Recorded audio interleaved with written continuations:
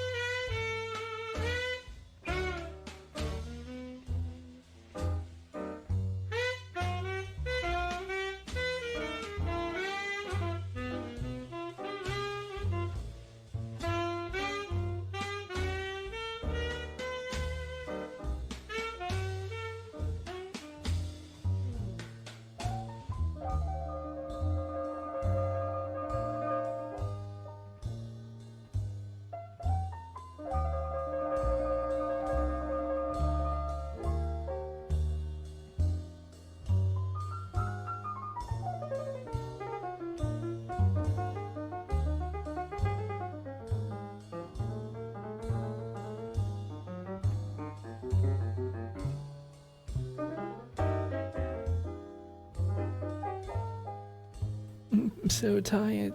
I'm so tired. I'm gonna stream anyway.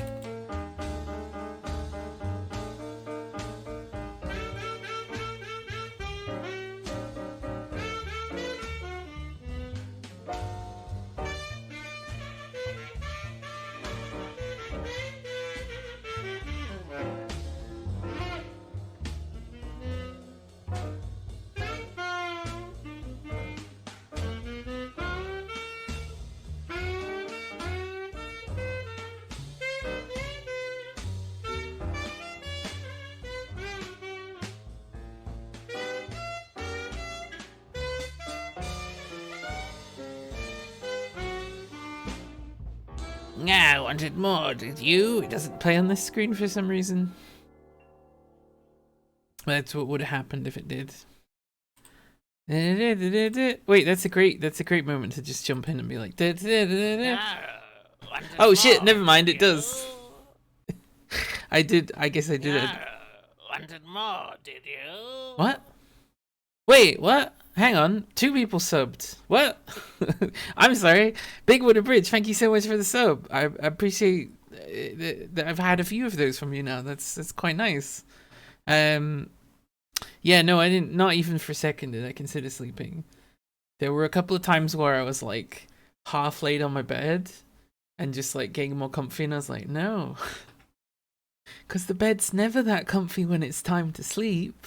So the point of staying awake is that the bed will become comfy when it is time to sleep, and something will happen in the brain chemistry. I'll force it to work, which, despite being advice from GPs, neurologists, other kinds of doctors, I don't actually know that. I think it's kind of a drastic thing to do, right? I actually think that your whole sleep balance is it's such a big deal, right? Like, I genuinely 100%, or 90%, because I'm not a doctor, I 90% think that the reason that Thatcher died of dementia is because she was only sleepy 3 hours a night. To be as evil as maximum amount of time as possible. She was like, oh, this is the best way to sleep. I honestly think that's why she died of dementia. We don't really fully understand dementia, and a lot of them go like, oh, it's it's a disease or it's a court thing. It's like maybe it's from a virus or something, but like, I don't know. I think maybe it's connected to sleep, or at least sleep couldn't make it happen, or lack of it. Did she have a sleeping condition? Yes, it was called being evil. What I'd heard, but I guess it could be propaganda, except for the fact that, like, I've heard this from other politicians, is that to be very active in politics, you might as well just not sleep, or like basically there's 4 hours that you can fit in. But it could be, if she had a sleeping condition, maybe it's just propaganda. That's great though, because it is making me think about my sleeping condition and how similar I am. Don't think the cursed place on her helped either. Well, she lived long enough to fuck people who were born after she was no longer in power. People born after she died, even, to be honest. I'm very tired, right? So there may be a thing where I just stop and I completely zone out into another universe, or I'll become very funny, which I think is I'm finding myself more funny. I think the way that I'm like, I think that's funnier. Oh, I'm losing it. I'm relying on the stream to keep me awake. Because it's so exciting to stream, right? It's the idea. Good pre-evening, Rosie. Hello, Valrekin. You gonna be in the kitchen? That's nice. I take a lot of streams to the kitchen. Steen was in the kitchen this morning. Who was yesterday? It was probably Slashy, I think. I used to do dishes at kind of a Roscoe time, but I don't know. I do dishes, they get done. I just don't have the habit that I had before. So I don't know. They'll get to a certain point and I'll start to do one, and then I'll just be like, hey, this is actually fun. Because what I used to do was, because I hated it so much, that I would do something fun, like listen to a podcast. or like a podcast that I really liked, I would save the podcast for washing the dishes, and that just seemed to help keep that sort of positive habit and stuff. I mean, that's the case in most fields if you want to push your career. See, this is a thing, right? We're gonna have to be careful. We're gonna have to watch my health, genuinely, as a community, when I start doing GTRP, because some of the people who were really, really big into it were milking every single hour that they could get from it, and to the point where it wasn't uncommon for people to just do 24-hour stitches without so much as a justification for doing it, and sometimes doing them back to back, and sometimes being very big and famous people and absolutely losing it as a result. It's so immersive, right? And it's something that I like so much because there's a social element to it, even though it's in character, and there's it's acting. So like, kind of like with Rust, I did get so excited about that opportunity, and like it was paying off as well, that I just easily rolled into 11-hour streams, which is an obscene amount of length for a stream. I think I used to, when I first came to this platform, I thought 7 was just like all day. I've had many 7-hour streams. Lots of FOMO. That's the thing, when it's nighttime and I'm still awake, it's so miserable. The main thing is loneliness, because nobody's awake, and it's not appropriate to wake anybody up. So you just have to wait until you see someone at 6 in the morning because they get up to have a coffee and go to the gym, and be like, "Hey, how you doing? hey, I've got a second wind. Hi, let's talk about capitalism. You want to have a long conversation about capitalism at 6 in the morning?" Just absolutely terrify them. Fallen asleep on stream before doing fire making? This stream or your own stream? You've streamed, right? I think so. You've been in people, so you were in Jamie J's stream, I think. It's hard to keep track of every single person. I feel like you've Football Manager, of course. I thought, of course, because I was watching it because I was like, I hate football, but boy, do I sure like managers, managing games, managing sims. What if when your character went to bed, you'd do, and just tell everyone the character's in bed if they want to play? That's kind of what happens, sort of. There's a lot of shorthand that role players will use, a lot of like little language tricks that they'll have, and for the most part, I agree with them, right? Like there's things to say like, the server went down, or like, oh, I have to take a step out or something. Some of them are too obvious. I think the audience shouldn't necessarily know what they're saying. You've microslapped on stream before. Have I done that before? I don't think I got so far as the like actually passing out, but I think I did get like and that was it. I think that's the closest I've got. But usually I'm just so excited, and there's a big fucking light on my face, and I'm like, yeah, streaming. Also, I have my gloves on. It's both warm and cold today, which is also why I have a hoodie on, even though I have a nice dress that you can't really see. But it's nice. See, that's nice. But this is one of my favorite hoodies because giant oversized. Well, they're not really oversized, but giant red hoodies just automatically are like comfy to me. It's the comfort of socialism.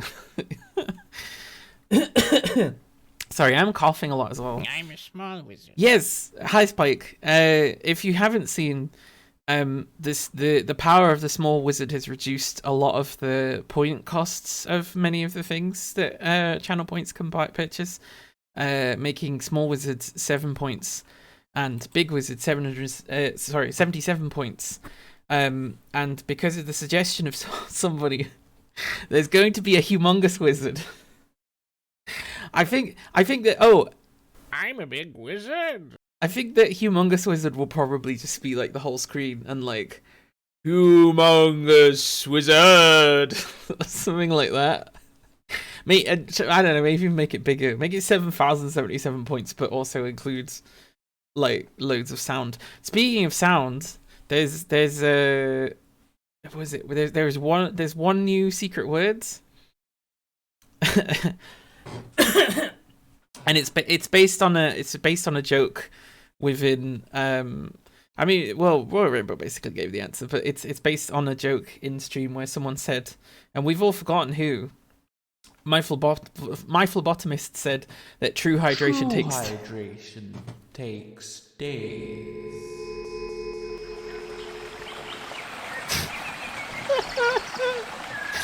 It's great. It's exactly what I wanted to do with it. It's exactly what I wanted to do with it. The reverb isn't exactly the effect I was hoping for, but I think it looked just great. My cat could talk, and what the hell is he thinking? He looks at me all day from food. He's happy. A cat's voice. Cat, hey, I'm a cat. That's not what a cat would sound like.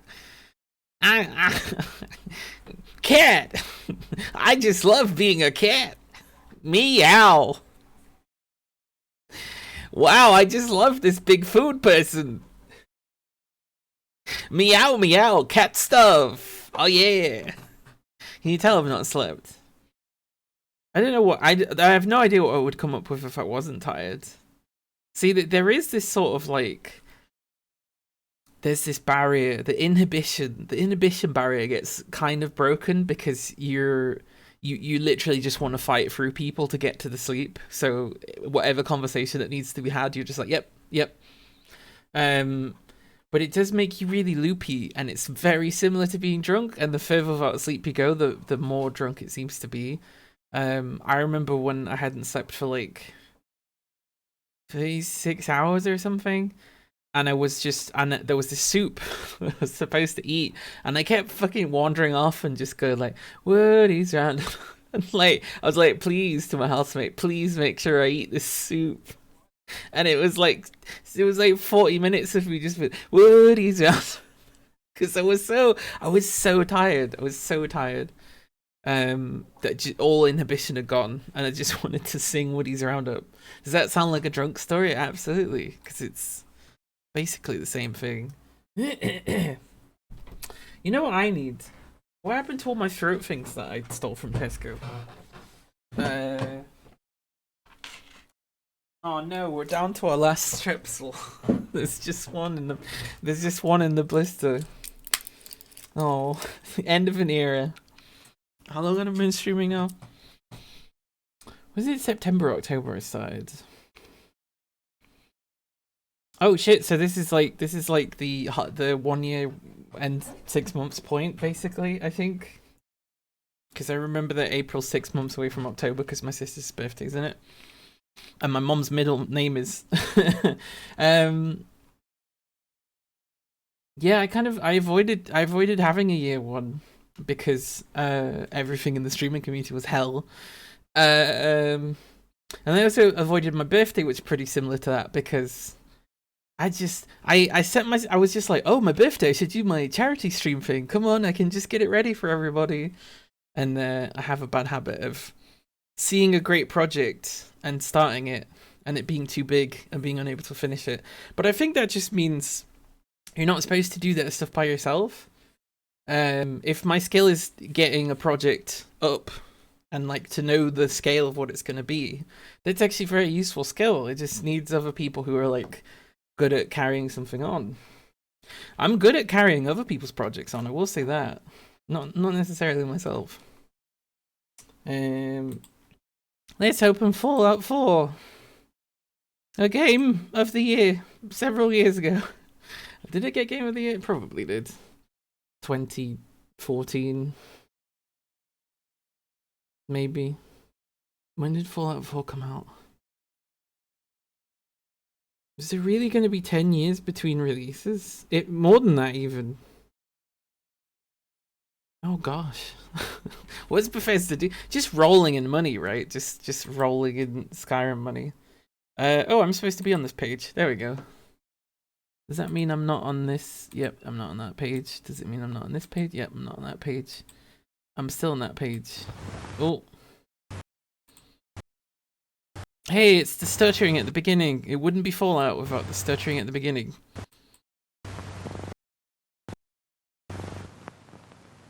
What absolute what a monstrosity this is. Right, let's make it do weird things. Where did we log out? In the middle of nowhere as far as I can tell. It says we've been playing this for 4 days. So 56 hours and 25 streams. Although that's not including all the time spent dead and dying. In your head.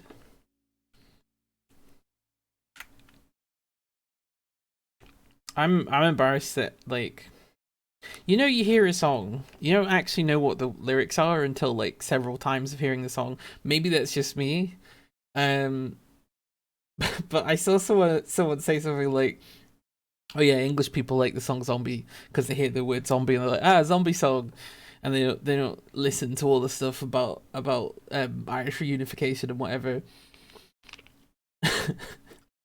And then I sat there and went, "Oh, that's me." That's me, because I love that song. I think it's so good, and I don't actually know the lyrics to it. I just really like the song.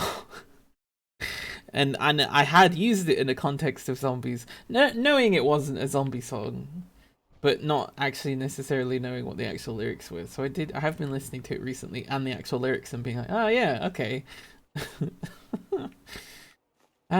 Sometimes I am English, unfortunately. Sometimes it does happen. Oh yeah, that's right. We came here to clear out all the beetles or whatever. Oh no, we do have to. We have to put a beacon on this one. That's interesting. I don't remember ever doing this one for the Minutemen, so I'm actually. Oh, that's right. I couldn't get through the door. I couldn't get through a novice door. Oh boy. Oh. If this was Skyrim, I could just have lockpicking gear. I probably am carrying lockpicking gear, right?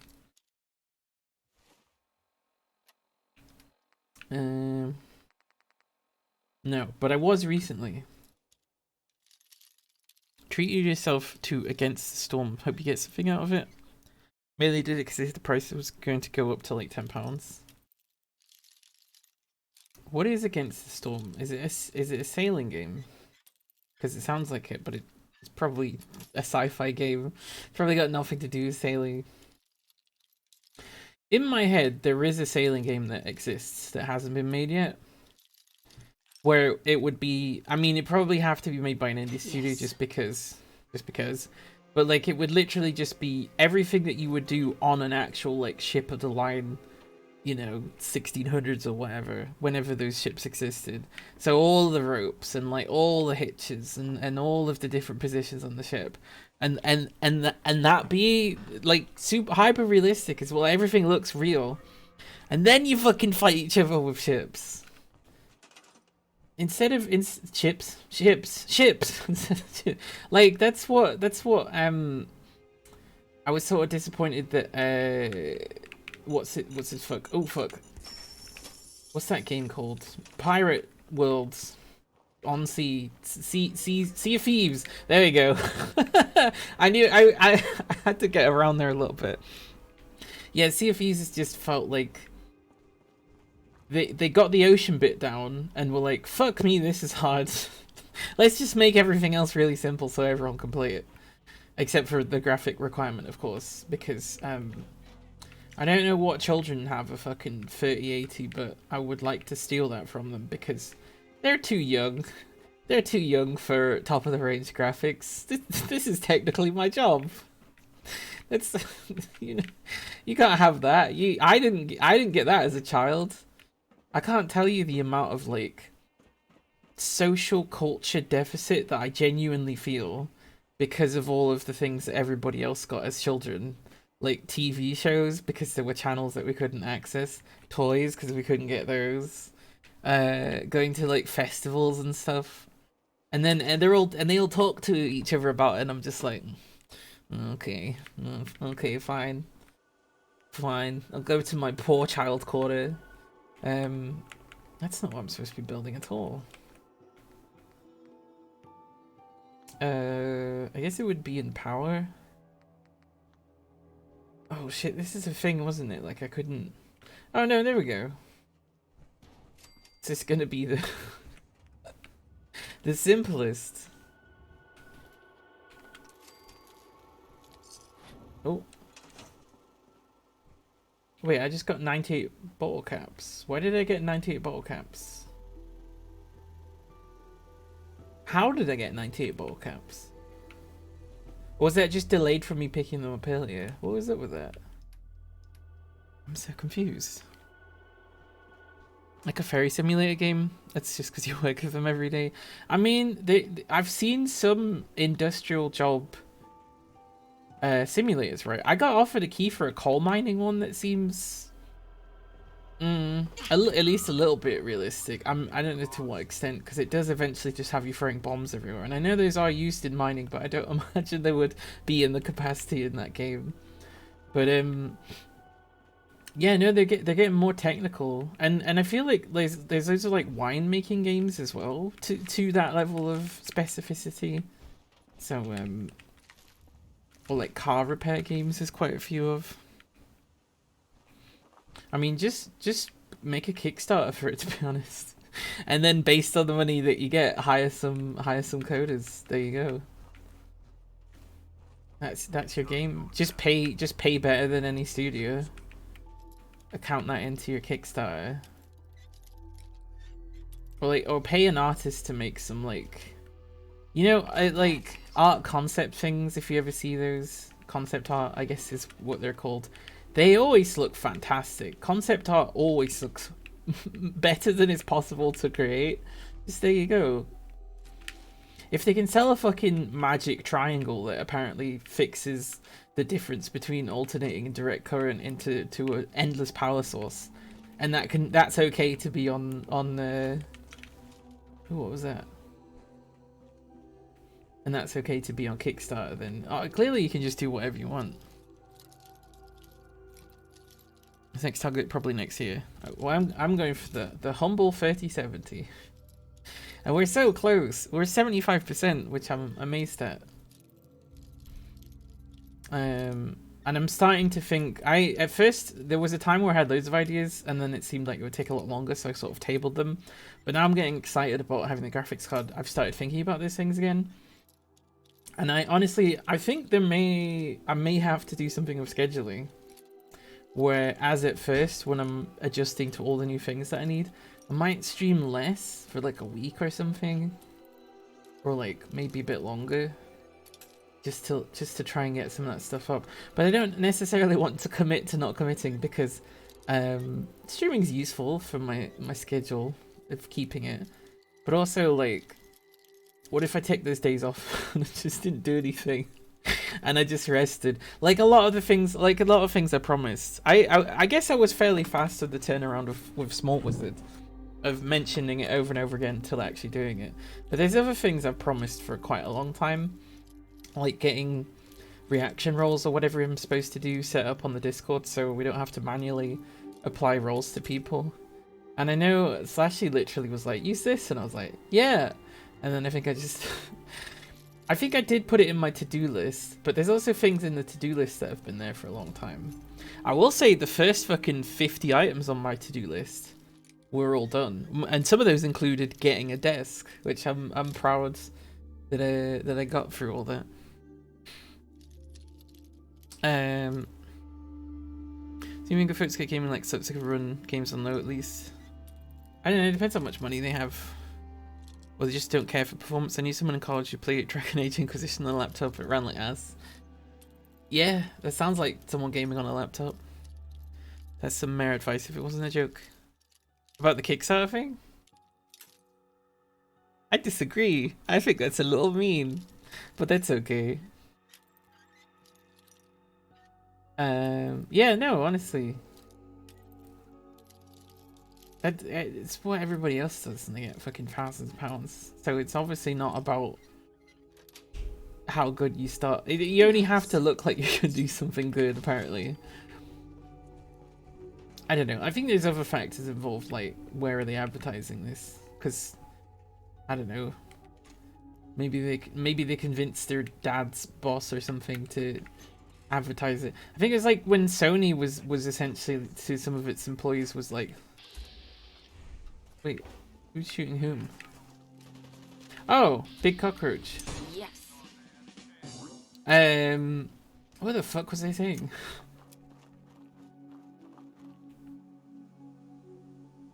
Oh yeah, so Sony basically said to some of their devs at some point, I believe, for the development of this one game, that they would have to crowdfund a certain amount for the game to get funded completely by Sony. And I remember that being really fucked up because, of course, the point of Kickstarter is, or all things like that, is that you can independently do these things, that you don't have to rely on someone like Sony. So Sony literally just, Ugh. I'm glad Kickstarter's kind of died down, even though like there's hundreds of them now. But there was a point where I think, and this could still happen, where that's just how capitalism would shift. I guess this could still happen, and it just seeks the crowdfunding of people. We essentially already have to do that with medicine, right? At some point, I'm gonna have to start crowdfunding stuff for my transition, and all of them are just so supremely expensive. And this is really only so raising money is hard. Raising money is really hard, but yeah, no, companies will be subsidized by governments more than more than anything else, basically. More than tax funded thingy things. I'm sorry, I'm tired. I don't have a vocabulary at all, but you know what I'm saying. If you understand what I'm saying, you already understand. Bro, to push people, not just be the ideas guy. What, that's your role in a group developing something? Or you're saying you've been taught that it's a bad practice to be the ideas guy because everybody's got an idea, right? Yeah, that's true. I mean, I do say it kind of cynically, like Kickstarter isn't just about defrauding people, right? Like, if you're using it for that purpose, you're doing a bad thing, I think. Finished product wouldn't be made with any passion in my eyes. Is that route taken? I don't know, because I think you could have a good enough working policy. Let's say I'm like, okay, I have consulted with someone that works in this industry, and they've said you'll need 5 people working on this for a year. And I go, okay, who's the most generous person to work for that's paying devs to make games? What's the highest rate that they're paying? And let's double it, and then let's calculate that for the year or whatever that it takes. And then also leave some extra space in the consideration, an extra 6 months. Because you'll see. And that's how much money we'll need to make this fairy game. There you go. That's my Kickstarter idea. That's my Kickstarter. I think if you pay artists well, they will make you some fantastic stuff. You pay anyone well, unless they're like the landed elite, unless they're the aristocracy. Unless they're like a streamer who's been on Twitch for a long time,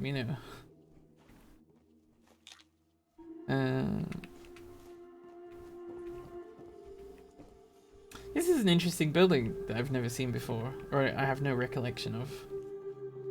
Oh, I must have been in here already because there's no fusion core. This isn't where the bugs were, was it? Like, so long ago. And like near the... No, this is somewhere else, I think? I'm not sure. I really should, but it feels very overwhelming doing that from zero.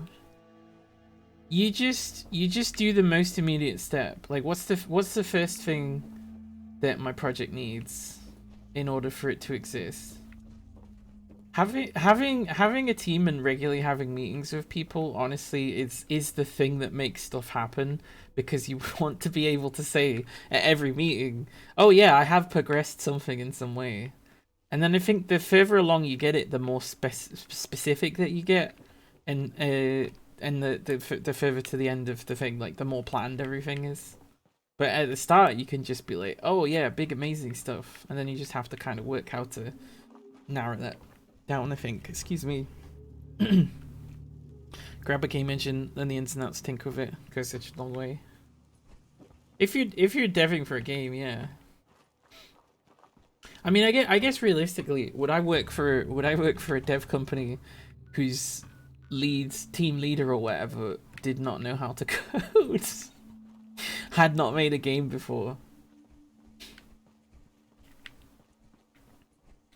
As much as like, I think it's because rich people fail upwards all the time. There's also my kind of presumption that like you just throw money at something and it works. But the realistic part of it is that like actually everything needs some work. It's just you don't necessarily see who's putting that work in, and also everyone is so hungry that if they see someone flashing a bunch of money around and they know that this isn't going to go well and it's easy to get money off them, then like that adds another element to it. And then if you're even richer, other rich people will try and take your money, right? Not just hungry people. Like, in fact, well, rich people are statistically the most likely to take your money are rich people, because that's why they're rich. It's theft. If you're a rich person, please understand that everything you have is built on the blood of a lot of people. Oh, but my dad, he worked for his money. Well, yeah, but how come he did? And like someone's mom who had 15 jobs or whatever, and then, or my dad who did have like 15 jobs at one point. How come he's not a millionaire, billionaire, or whatever? Oh, you got to invest. You got to invest. Oh, yeah, that's great. That's great. What if your family has no money? Poverty is not just an individual thing. It's like it's like a generational thing, like a family thing.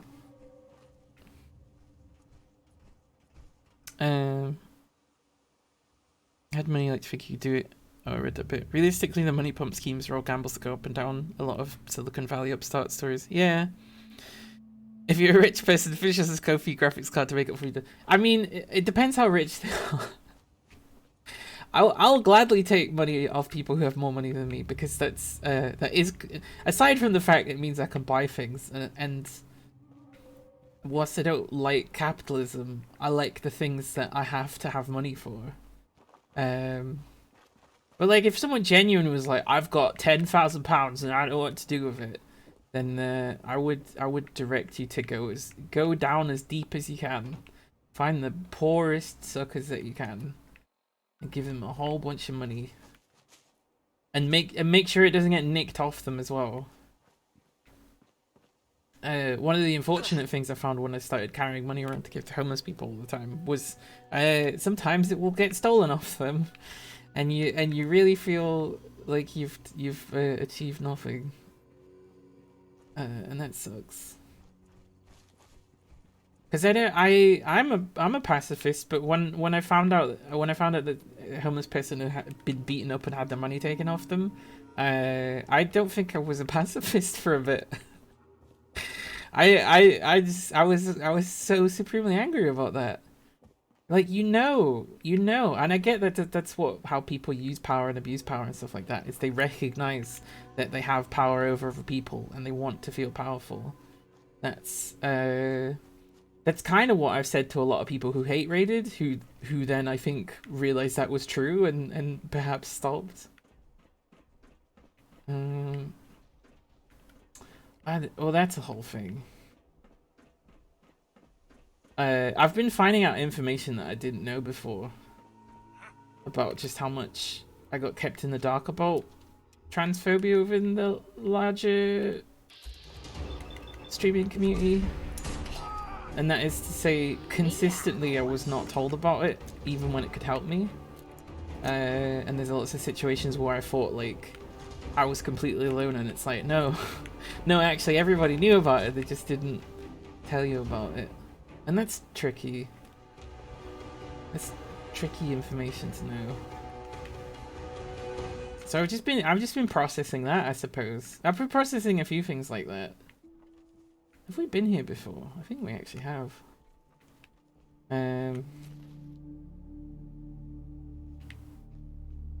Just sort of enjoying wandering into the city, to be honest. How often have I done that? Because it's always been so deadly. But I guess everything's dead? Or did I just set it so there's like... Oh, hello behemoth. I reckon I could kill the behemoth. Probably not. Yeah, did setting everything to 20 just set it to how it's supposed to be? Because it feels like it is.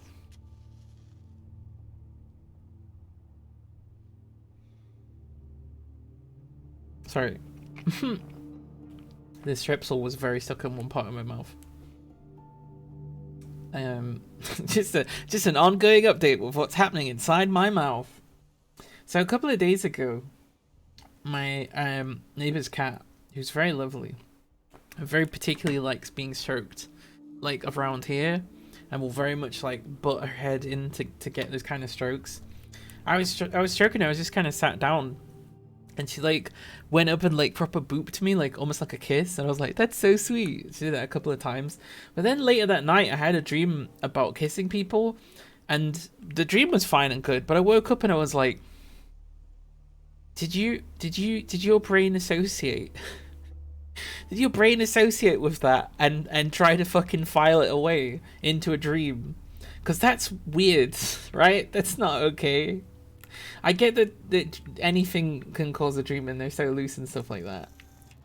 I don't want to kiss a cat any more than is ordinary to kiss a cat, right? I don't want to make out of a cat, even though I did once give my own cat like a Valentine's Day card, because it was just like, I don't know who else I like enough to do that other than my cat, which everyone thought was really cute, I guess. Oh, another behemoth. These behemoths don't seem that strong, actually, which is worrying, because I'm like, I've just become a god, I'm too powerful. I thought I made this more difficult. Where's all the enemies? It's your long intro to explain why I stole the cat shagging mod. Ugh. A cat, it wouldn't even, aside from like all of the obvious moral and ethical parts of it, it just wouldn't be enjoyable. Anyway, it just wouldn't be enjoyable. I would be angry at someone who had included that, I guess. But then I'm like, wait, what's the ethical questions of, I mean, if it's simulated, I don't want to get into that. But hi, Taki. I'm very tired. So I have lost 30% of my vocabulary. I've lost like 60% of my ability to focus. I'm just kind of wandering around. To be honest, what I'm trying to do is I'm trying to spawn something to attack me to see if the mod is making there be loads of them. I don't know if I want Deathclaw meat. No, I do. Also, I just noticed you have a friend there. Where's your head? Oh, that's right, they like block their head. No, they're dead. No, you can end the music, I won. Yeah, no, it doesn't know what to do. It's like, Oh, see how it made a slightly different ba ba ba sound because I'm a higher level now. It recognizes my my hero status. I had a flamer. Oops. Wait. Oh, I thought there was never ending, but it's just maximum capacity. Anything that's never ending is it can be quite game breaking depending on what it is. That's in Skyrim though. Well, of course it is. Streamer controversially says she's unable to condemn zoophile mods. I've lost 50% of my vocabulary. See, I would like to see that on a newspaper. I think that would be very funny. That's a very, very tabloid kind of thing. It's very like woman gives birth to snake kind of storyline. Like, I don't know, something awful. I've lost 30% of my brain or whatever would be the second bit. I won't stop smoking oranges. I've lost 30% of my brain.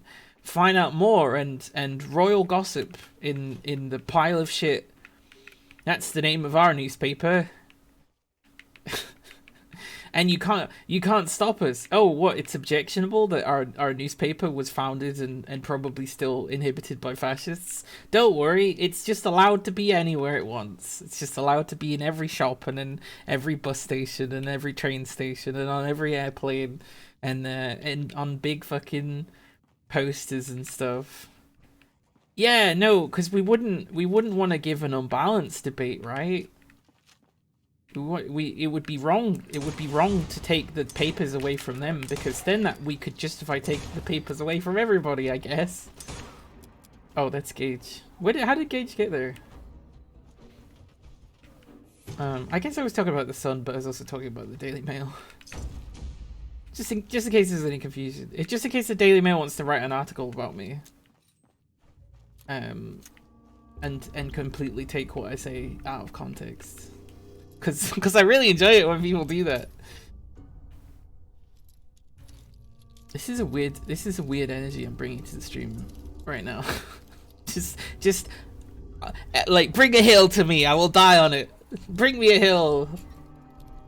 No, I don't think anyone here would be like pro Daily Mail though, without being incredibly uninformed or just very evil. But like, that's kind of rare, I think.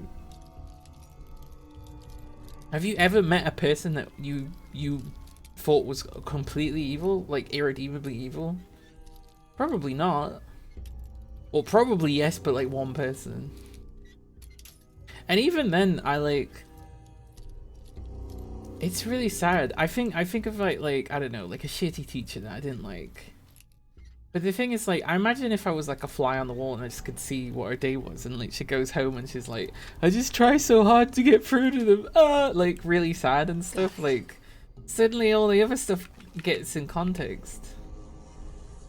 Would you still hate them? Would you still think they're evil? Maybe if you would see that and you see that human side and then see them choose to be evil, maybe that would make you hate them more. I don't know.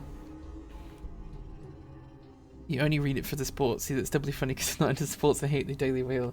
They are counting on people doing that. That's why the Guardian also has a sports section. Although the Guardian can rot in hell, to be honest. When was the last time it actually did anything to help the people that it was supposed to be founded to make?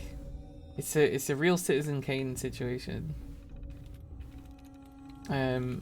Like so many newspapers in America and Britain, and I assume Australia, and I imagine just fucking anywhere, they've allowed fascists to just sort of like Trojan horse their way in. Like, oh good, they're onto the controlling the waves stage of fascism. That's good. That's great. That's really good. Oh yeah, also another thing, and sorry if this is a just distressing topic, but like I need to say it somewhere. Florida has gone to classifying drag as a sexually damaging act towards children, and has then also legalized the death penalty for such a law, and has then also made it easier for people to say if they want someone to be killed or not. And everybody's saying, well, that definition's only going to widen because that's how it goes. The one fucking good side of it is that Disney absolutely despises DeSantis, who's like all of the push running behind this. So like they're trying as much as possible to have drag shows, but like it's either way, trans people are gonna suffer. America's so obviously hurtling towards fascism like really quickly, and like Britain's still kind of in the mix of that.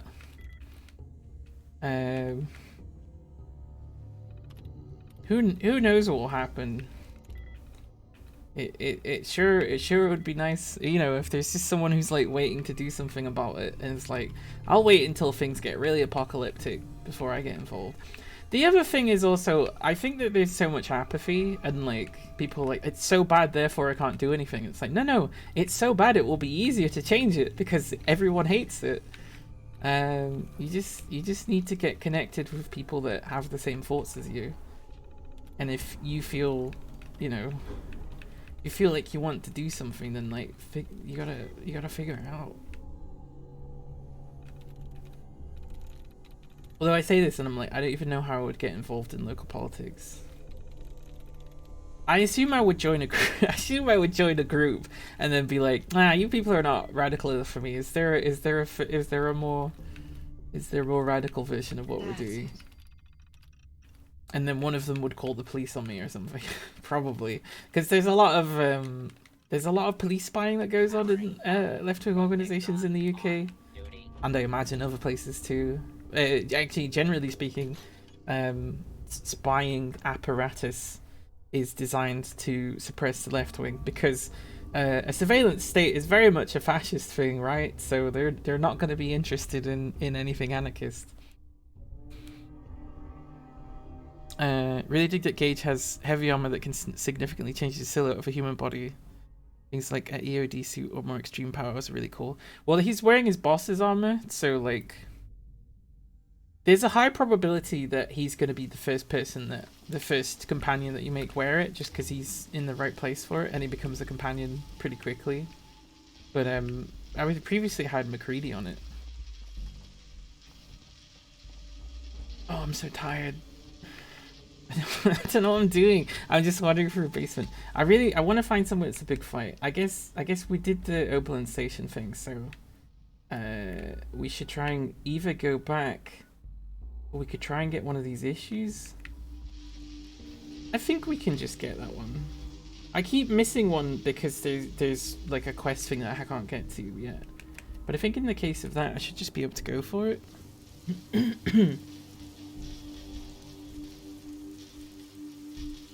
Something I really liked about Full Metal Alchemist Brotherhood, sorry. It's called his position is a Full Metal Alchemist. But it's funny because also his brother is an alchemist who has been alchemized fully into a set of metal, right? But I really liked it. I think what got me into that show is people were essentially tumbling on Tumblr, blogging and Tumblr, and they were like, oh, isn't it cute how he's a big set of armor and he's a kid? And I was like, yeah, it is actually. And I got into the show just to see that character, and I was like, wait, actually, it's kind of cool. I mean, it's also sad for some of it, but like, I don't know. It's almost quite a unique gimmick that there was no reason to do it, but they did, and it's great, and I recommend watching it. Oh fuck, it's in this. Look at the size of this building. I mean, might as well do it. I think they'll all be under leveled for me anyway, so I usually approach this from the road. It's weird to approach it from the ground. You really like Armstrong, both of them? Is that a companion? Blanco brand mac and cheese. Presumably I just let the rainwater roll into that and it becomes edible. Funnel cake.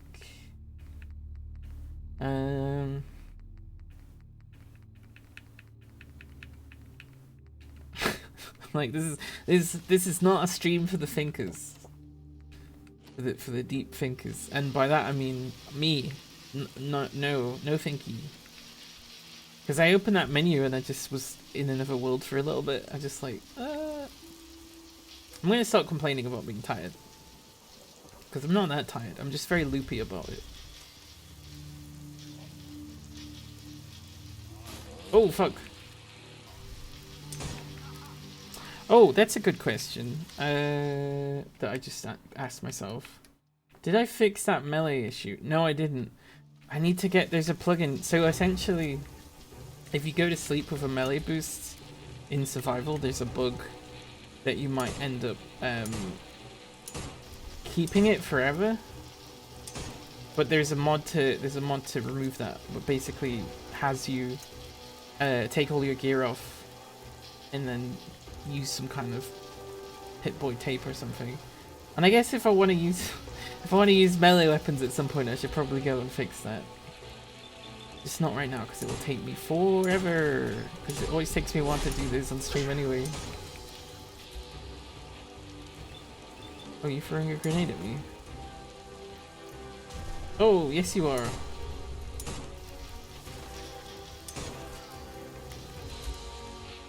Remember there was a time when I couldn't even be seen by raiders without getting just obliteratedly murdered. Yow. Yow. That's pretty cool. Oh shit. Yeah, these are like baby raiders. Oh my god. Pow. Pow. Oh.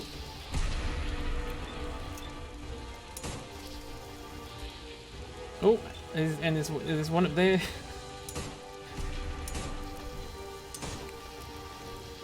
He's got a decent amount of armor on for a reading.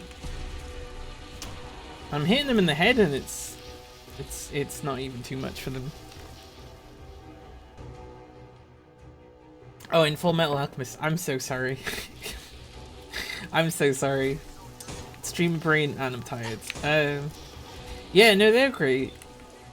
Some of the things in the show and I guess manga and stuff seem so good just on their own back that they almost feel like you're like, is this a character from another thing? Because they're really good. they seem like a main character from another story. Great writing, and it was so popular that they started making the animation of it faster than it was being written. Oh my god.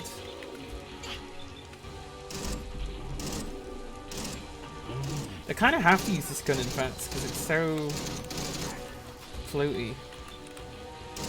Right, let's stop standing out in the open. Let's actually use the cover.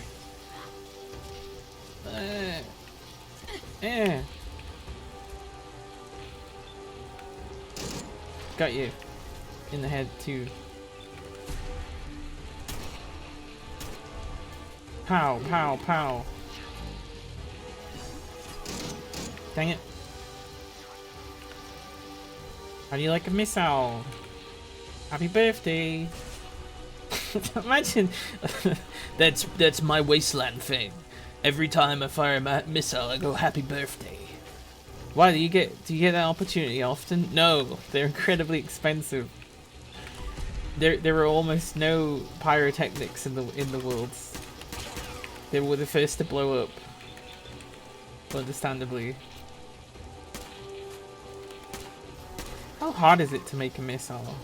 I mean, it's probably very easy to make a missile that's successful, but also really, really potentially deadly to yourself, right?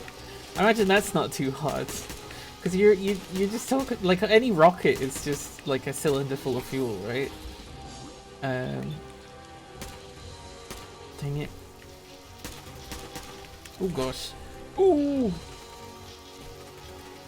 I'm still alive, I'm still alive. Mostly just because they kind of all came around the corner one at a time. Made it a lot easier to kill them. Hello, I've come to get your magazines. That's why you're dying. It's for magazines. You might think, oh, maybe we raided one too many times. No, actually, if I don't know them, I don't really care.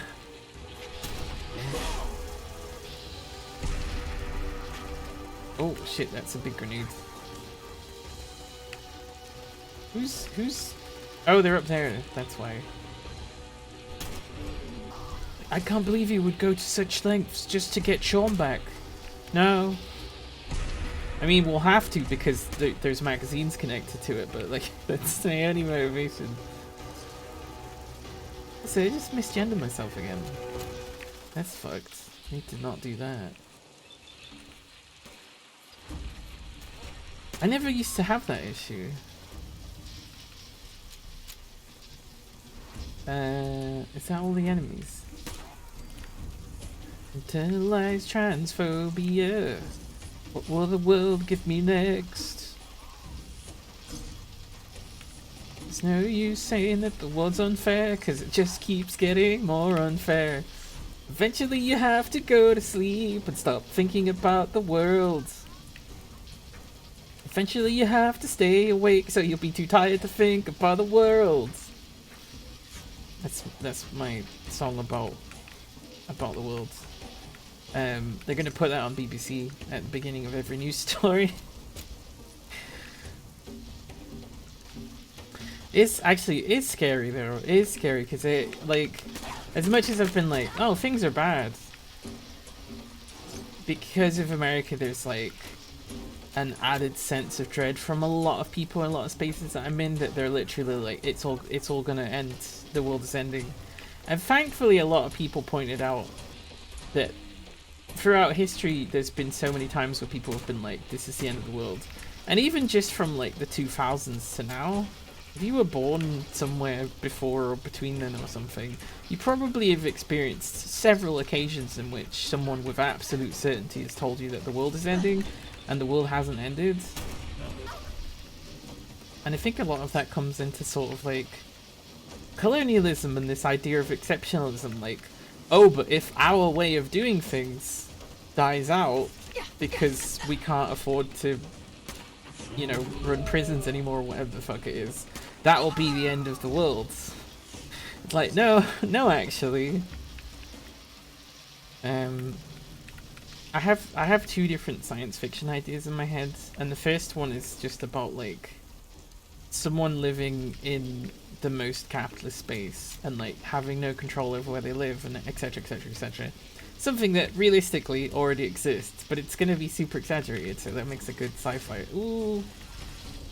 And the other one is actually like a future that doesn't resemble any of the science fiction that we've seen before. You know how science fiction is always like millions and millions and millions of components and plastic and metal and stuff like that?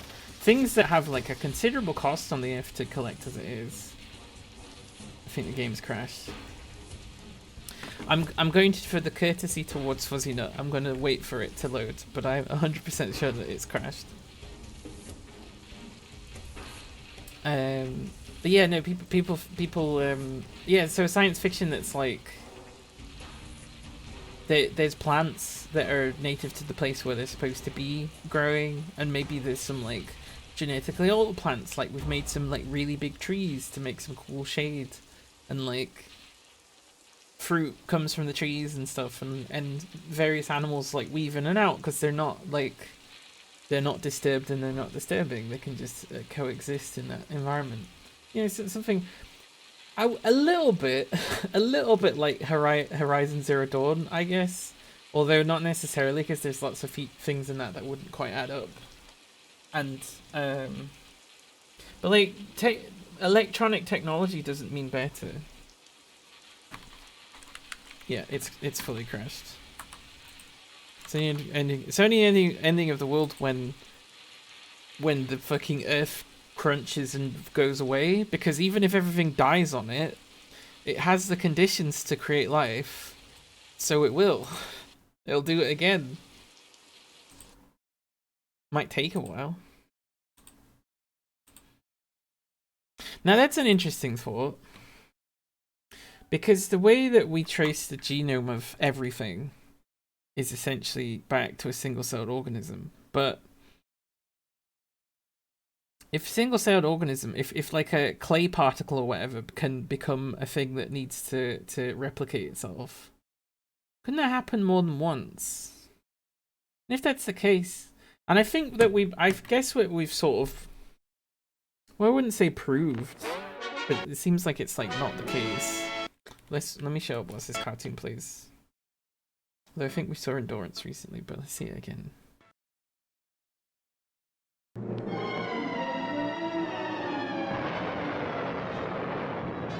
Following total atomic annihilation, the rebuilding of this great nation of ours may fall to you.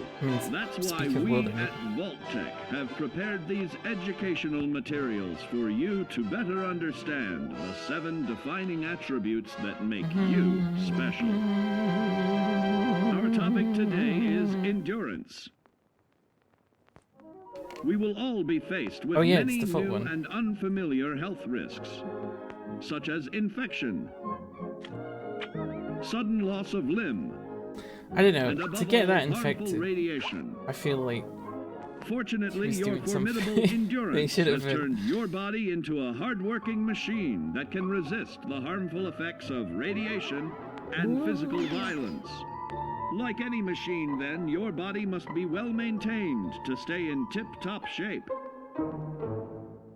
While average Joes will survive on old packaged standbys, your even the water kind of had like a jaunty jig to it. Fresh meat.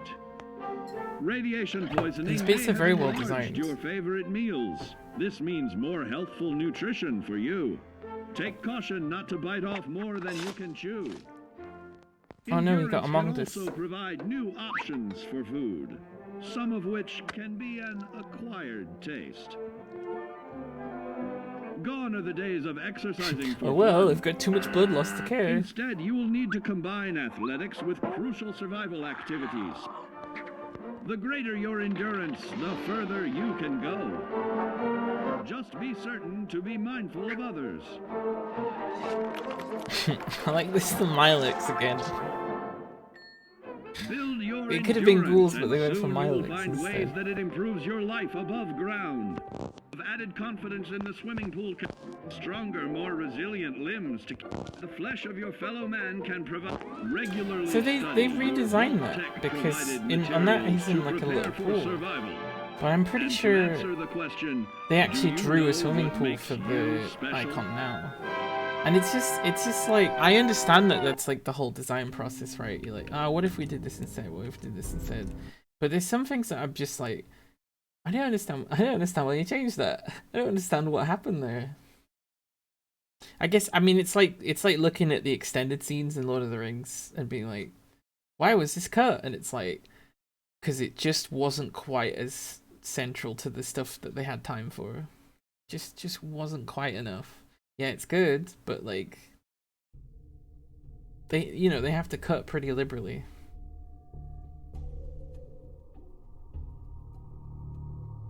It's only the end of the world when a world-ending event happens. An extinction event is also a world-ending event. Yeah, but like stuff's still alive. The world only ends when like it can't do anything. So like the seas don't run, and the winds stop blowing, and the plant life is gone, and the bacteria is dried out, and the animals are dust, and the atmosphere is flown away, and the water's evaporated into space, and the continents have cracked, and the inside of the planet is exposed. Are they stop making sequels?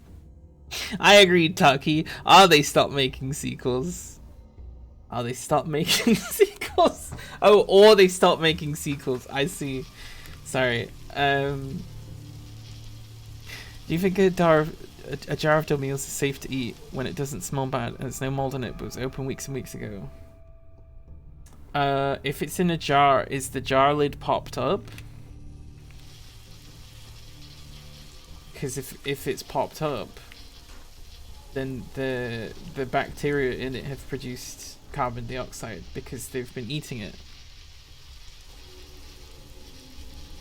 Not to sound self-righteous or whatever, but I think human life continuing is more important for us.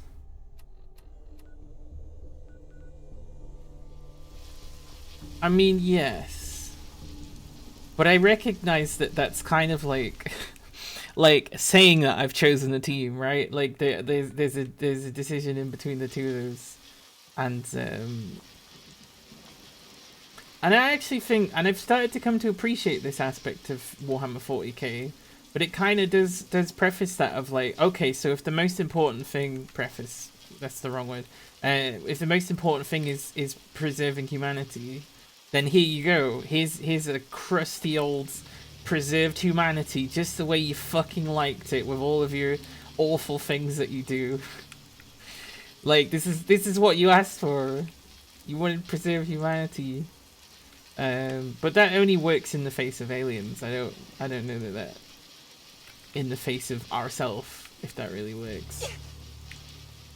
What's really frustrating, and how much it's become like a fascist talking point, is to say, oh, humanity's just bad because it causes wars and colonizes and steals from people and eradicates cultures, and it's like, that's the white people. That's not everybody. And so it's both the actions of the fascist type people saying it and doing it.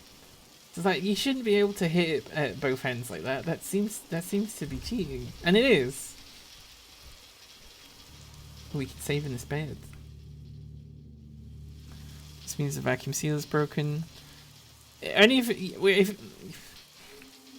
if it's gone up more since then. It'll be sound out of date shit all the time. Generally rarely have been ill until this year. I don't know enough about health. If Haribo was here, we could all get a free medical opinion. Unless anyone's, I've done a very small first aider course. I can put people into the recovery position in 2008. If anyone thinks they could, if anyone thinks they need that. Pastor. 40k is a strange world when heresy is tangible, and they're kind of reasonably paranoid of heretics. Yeah, it's weird. I think it's supposed to be because of the warp or whatever, that essentially imagination is a real thing. If you believe something enough, it will happen. Because magic is real, I guess. And the thing is, all the humans were like, religion and heresy. So it's like, okay, they're real concepts. I also, and I don't know if this is ever intended, it's probably not. I bet there's like a million. Sorry, my throat is so scratchy. That probably didn't help. There's probably a million pieces of law that dispute this, but it kind of seems like maybe the Necrons are actually just humans, but like a million years on, or like maybe several million years on. They've just been caught in this like time bubble. Because why would they look like human skeletons? First of all, I know it's because the Terminator. I know that's why. But I was just playing Mechanicus, and I thought it was very interesting that they chose to put the Mechanicus against Necrons, because they're all talking about like improving themselves. And then they see these Necrons who consider themselves to be like perfected beings. And they're like, ugh, gross. Ugh, gross, that's not what we wanted. But it is.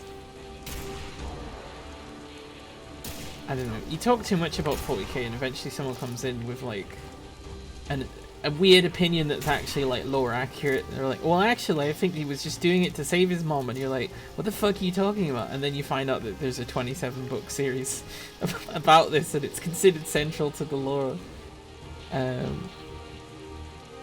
Leafing only applies to orcs. It's not really prevalent in Second Towers.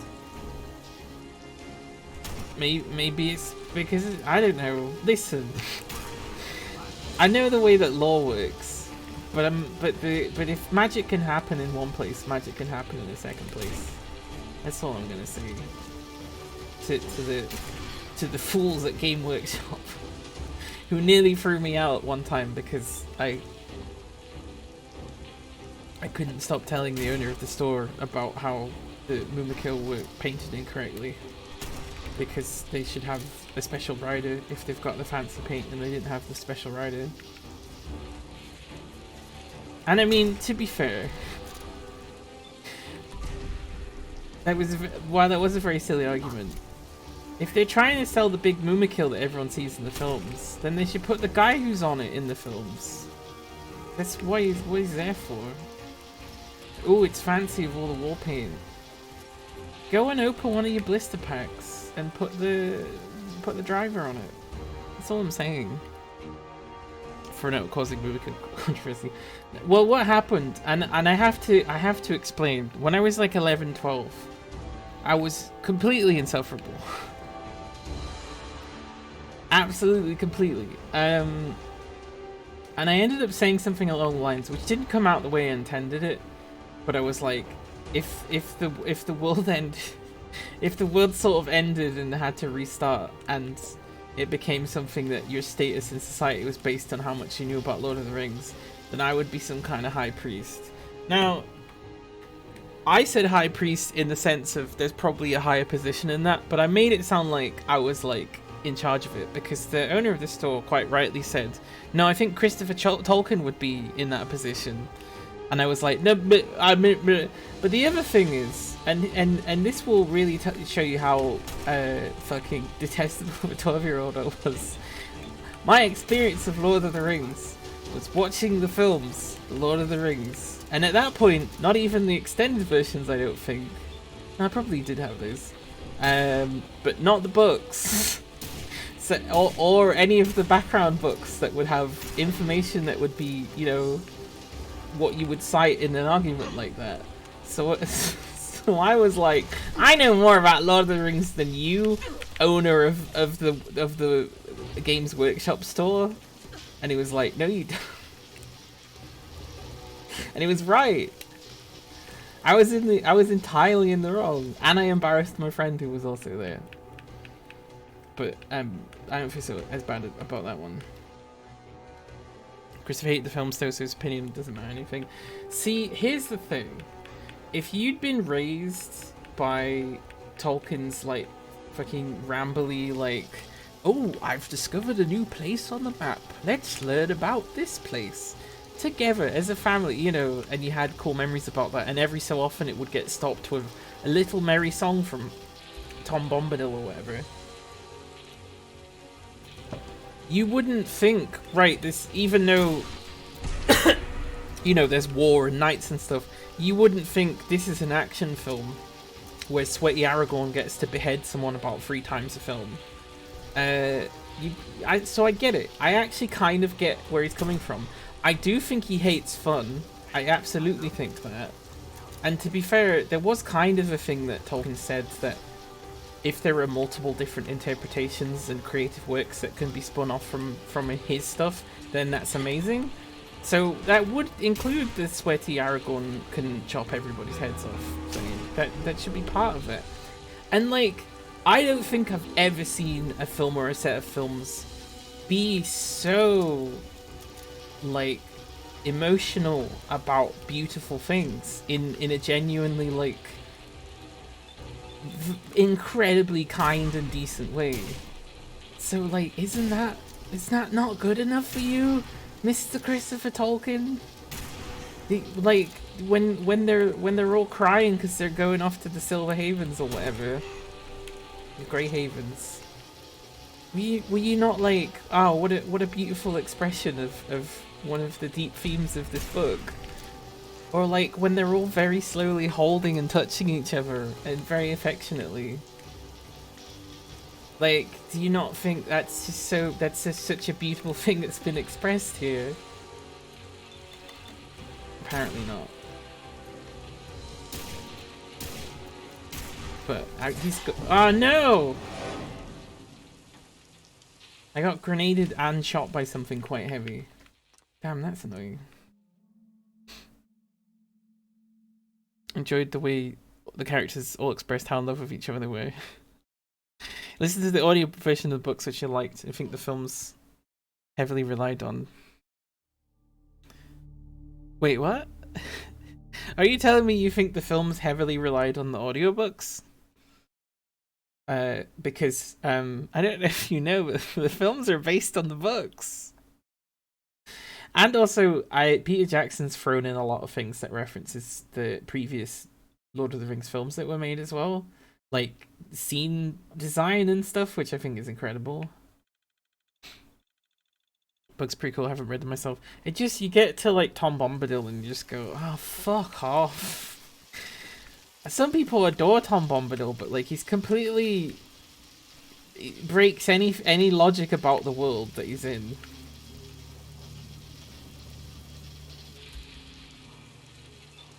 To slow the story down as well, so that the story can go somewhere that, you know, was cut from the films, and I think rightly too, because it just wastes time and doesn't do anything. So Tom Bombadil can show up and just Deus Ex smashing it, and then never do it again for any reason. He can't go any further, because even one step slightly closer to Istanbul, and he will die of some plague. Oh, sorry, did I say Istanbul? I meant to say anything else. No, I'm joking though, because it. The evil is too great in the East. I can't go there. Now, like the audio version. Oh, okay. Wait, so it was abridged because of the film? So I thought they used the same plot points when adapting for the screen. Might be, maybe a coincidence. It depends when it was made, I guess. That's an interesting thought, though. Really like Tom's inclusion, since it shows this is a job that can't be solved by power alone. I guess, yeah, I think you're right. That's probably what its purpose is, right? So that's why I think the film emphasizes that Gandalf can't touch the ring and stuff like that, which I don't think that's in the book. I think he may. I'm sure he says it because he says everything, but oh, hello. Yeah, no. Maybe that's really what it's about. Like I was able to defeat all those Barrow Wights by singing, but this thing is so fucking powerful. Oops. So what's funny, I always think about the Battle for Middle-earth games. Battle for Middle-earth 2. There's a weird thing in the map where the ring does exist and you can get it, and if you do, you get to empower somebody with it, and that becomes useful, I guess.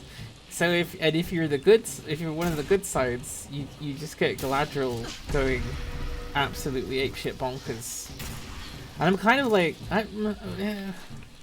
that's I mean, that's not how it works, but I do love this idea of like the ring just upgrades whoever uses it into like rawr. So you know, if Gandalf gets it, then oh no, it's a big problem. If Tom Bombadil fucking gets it, it's like no. Although I think he canonically is resistant, but like he shouldn't be. Wait, yeah, no, because doesn't he say he can't go in the east or something? Or did I just make that up? For some reason he can't go with them. I think like he can't be away from his wife, which again, Tolkien very obviously wrote himself into that. I just can't be away from my wife. I know one woman, my wife. Because all of my male lovers are dead in the trenches somewhere. Oops.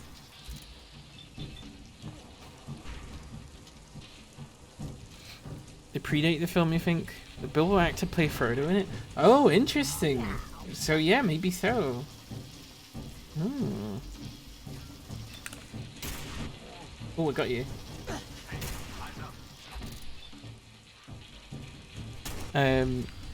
Vote Smoker Sierra wrote loads of shitty songs. One of the Crown in his books, so we forced to accept their existence. I mean, it is a bit like that, but then that's kind of how people used to write books. Is they would just put whatever in as well.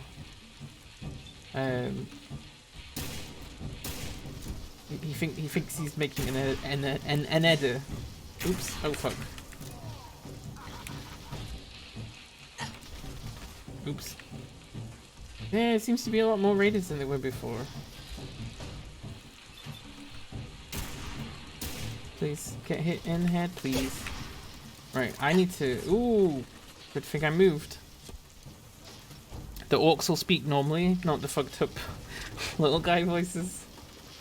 I mean, I'm so in both camps of that because I'm like, yeah, what the fuck? Wait, you got in my bed and shot me. the idea of orcs being taken seriously is something that I like the idea of. But then also the idea of orcs not being taken seriously is something I like the idea of, so... Get a headshot. And not die from it. I don't know about you, but I don't think I could take more than one bullet to the head. I know incredible things can happen, but like I really shouldn't count on my skull being that useful.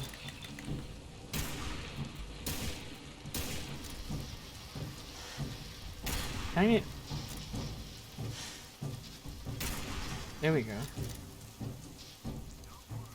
Man flesh. What do you smell? They picked up our trail. Let's move! Ba-da-da-da-da-da. Da-da. The pace quickens. They must have picked up our scent. Let's go! And I can't remember if I'm saying this in the right order. 3 days a night's pursuit. No food, no rest. Something about fucking our quarry, and no sign of our quarry, but what Bear Rock can tell. And then, I don't know, Legolas says something, and then I think he says about being dangerous sprinters. I might be, there's like a few of those scenes, I get them mixed up. What I think is funny is how like, how much they actually were just running about on mountains. Ooh. Hey, I shot a grenade in midair. Yeah, why can't we have some meat? They're fresh. They are not for eating. Oh no. What about their legs? They don't need those. Carve it up. Just a mouthful. Oh shit. Da, da, da. Looks like meat's Back on the menu, boys. I've heard it so many times I couldn't say it without immediately laughing at the recognition of it. What's really annoys me, because I noticed it about that whole sequence of scenes, is that Pippin rolls over and nearly gets trod on by a horse, but then rolls away and his hands are still bound. So how the fuck was he spread eagle? Yeah, it looks nice, but also like, hey. But I know for a fact that Peter Jackson is entirely the kind of director who's like, well, they'll probably just not notice. That's a really bad impression of his accent, but like he always knows everything that's wrong with his scenes that he chooses to leave in. Because he talks about it quite a bit in the director's commentary. There's a couple of things he points out. He's like, yep, that went wrong. It's still in the shot. I think that's great. They actually lift all the orc dialogue from the chimney sweep scene from Mary Poppins. So apparently the people teaching people to do... I don't know if this is a rumour actually. Apparently the people teaching them to do London accents for that were actually Australians. Which is apparently a big reason why Dick Van Dyke sounds kind of weird. Because he's apparently been taught by Australians. But honestly, getting... I don't know if it's because a lot of it's fucked up, right? But it seems to be really impossible to find accent coaches or anything like that. Now, whilst I won't necessarily say I only think people can play their own accent, I still think that a lot of that is true. Or certainly, like, more of it should be true. You know, like... Oh, God. Like, why are you casting someone who's not a Russian for a part that's clearly meant for a Russian? Is it just so someone can be like, Oisky Ploisky, I'm having so much fun pretending? You know, is that, like, what's... How hard is it? Especially like, stuff that's, like, shot in fucking London. Like, how do you not find anyone that you want in London? Anyone that's ever said they couldn't find people for casting in London is a big racist who doesn't want to try. favorite voice actor is also an accent coach. He played Orcs in the Shadow Games too. Oh, amazing! Because I love those Orcs. What was that one that was like? Oh fuck! There was no I found really funny. It was like, yeah. Your punishment. I'm getting it mixed up with the Bane line because I always made fun of Bane because he's like, your punishment must be more severe. And it's just like that was just a line that I clicked into because it didn't seem like they knew what they were doing with Bane, even though like I think Tom Hardy knew what he was doing with Bane, but I don't think that any director was like ready to tell him off about it. No. No, I'm making Bane like he was in the cartoon. Not that cartoon, the other one. You know, where he's like posh or whatever. He did seem like a prick. Which, you know, that's good, I guess. Come on. There's so much fucking metal around here. No, they stimpacked. There we go. Can't stimpack out of decapitation. He did go rip for South African accent Titanfall 2, although they haven't heard it before. He's South African? Is he African? Oops. There we go. Oh no!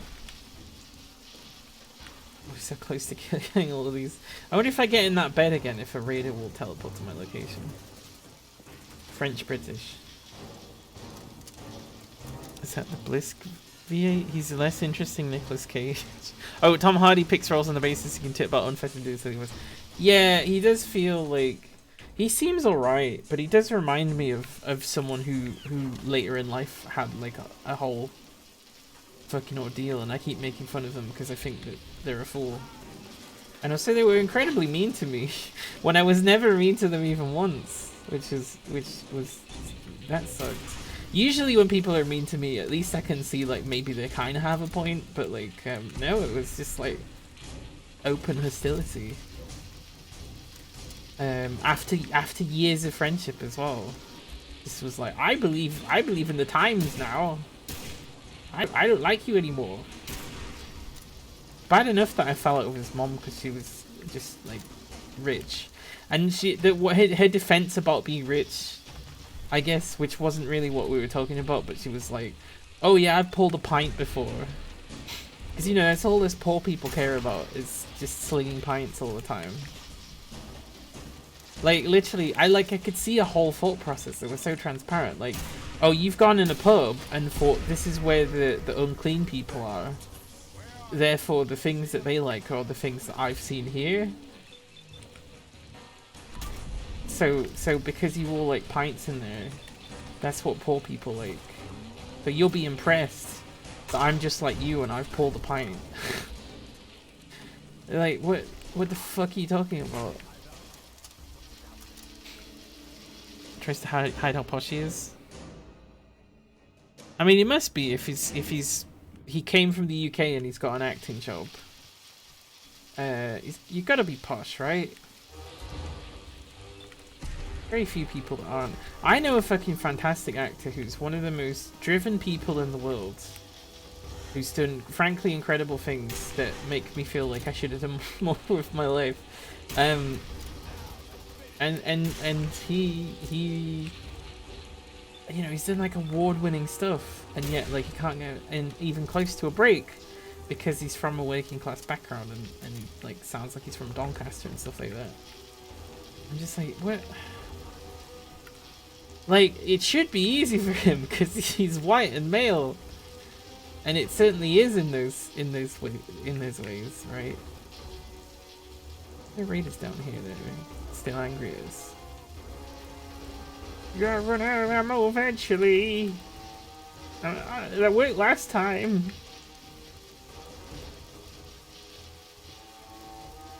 He even shows up in Breaking Bad and Soul. He's Gus's Doctor in Mexico. Oh, the voice actor. Yeah, no, he's really cool. thought you meant Tom Hardy for a second. Tom Hardy threatened to batter some lad I used to be acquainted with, which is funny to be fair to him. What was his reason? Okay, new question. How safe is cheese to eat if you scrape fuzzy mold off it? So here's a weird thing, right? This is kind of a coin flip, I think. I personally would not, because I would be disgusted by it, but also, like, the mold that it's likely to have is likely to be what made it cheese. Now, I might be completely wrong on this, and the advice that they give is if there's any mold on the food anyway, you throw all the food out, because it's gonna have mold in it. Cheeses sound when you cut the mold off.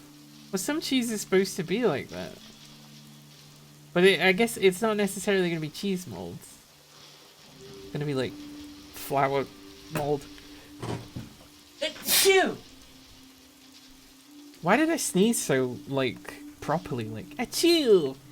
Achoo, Gromit! I'm sneezing! I almost had its voice, and then it went a bit too far. Pasta. I'm not going to risk it. I have a bowl of cooked pasta, and nothing could go with it. This could have gone better. Oh, that's sad. I like food so much that the idea of not having it is very sad. I know that's like me saying, I like sleeping and drinking. I don't get sad at the thought of not drinking, although I suppose I probably would if I went a couple of days without it, right?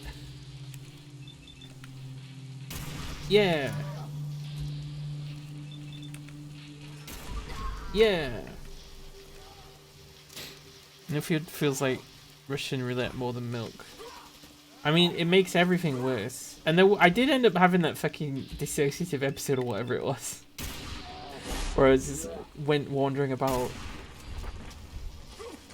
That was fun. I mean, it was weird because in my head it was like, this is obviously so bad. But I can also, at the same time, detect that I don't really have any concept of danger. And that's why it's bad, so that's weird. I guess that's what it means to dissociate. I don't know. But then there was also a thing of like, I felt like I understood things in a way that made like profound sense. And I was like, oh, okay, so this is what the ascetic monks and stuff were trying to do. This is what they were trying to achieve. And, like, I wasn't even meditating. I'm just poor. Fun time that was.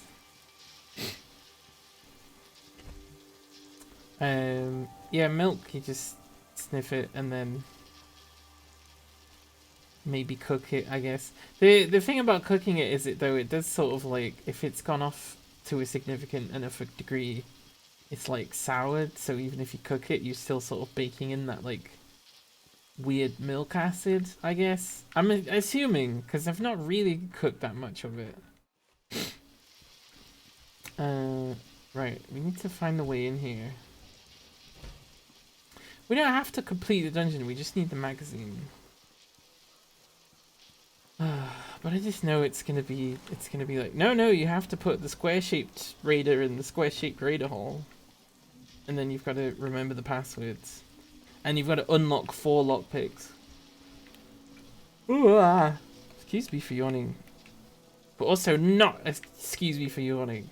I'm tired for your benefit, you ungrateful. No, everyone's very kind and generous. And that's not just hyperbole. That's a thing. I mean, people don't say generous because they don't, but they do say kind. I'm saying generous. Fuck off. Yeah, that's people keep saying that. They're like, you got a really nice chat, and I'm like, ah. Although there still is part of me that's like, because streaming being a nightmare in some ways, it's really hard to actually gauge praise for the streamers being genuine, and that's not an issue that I had before. Like I could take it at first. I don't know. I mean, I guess I'm a little bit like, I might be a bit more humble than I need to be because I used to have no self-esteem, whereas I would say I have some self-esteem these days.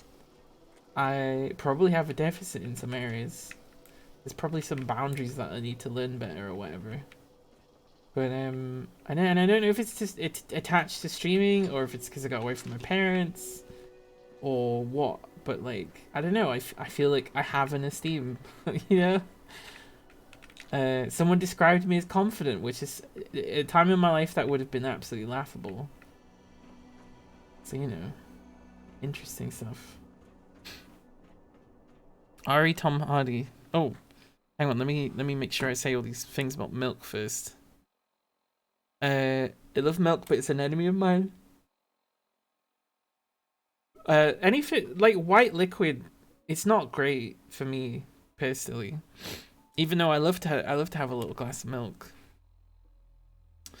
Milk is fine. Don't bother gambling. Get through so much soy milk that it never has a chance to go off. The idea that Cleopatra used to bathe in milk is really gross after having cleaned so much of it up. It's incredibly sticky. Well, it shouldn't be sticky, but it is, right? It's like gammy and stuff. Excuse me. Ari Tom Hardy, the lad I knew was an autograph hound and had some kind of lifeless shark-eyed quality which would unnerve his quarry, so people would often find him repellent. I think it was when Tom Hardy's wife was in Peaky Blinders and he kept badgering her when Tom Hardy would be about, when Hardy did turn to be bollocks and intimidating for making his wife feel uncomfortable. Okay, so Tom Hardy was in the right. It sounds like.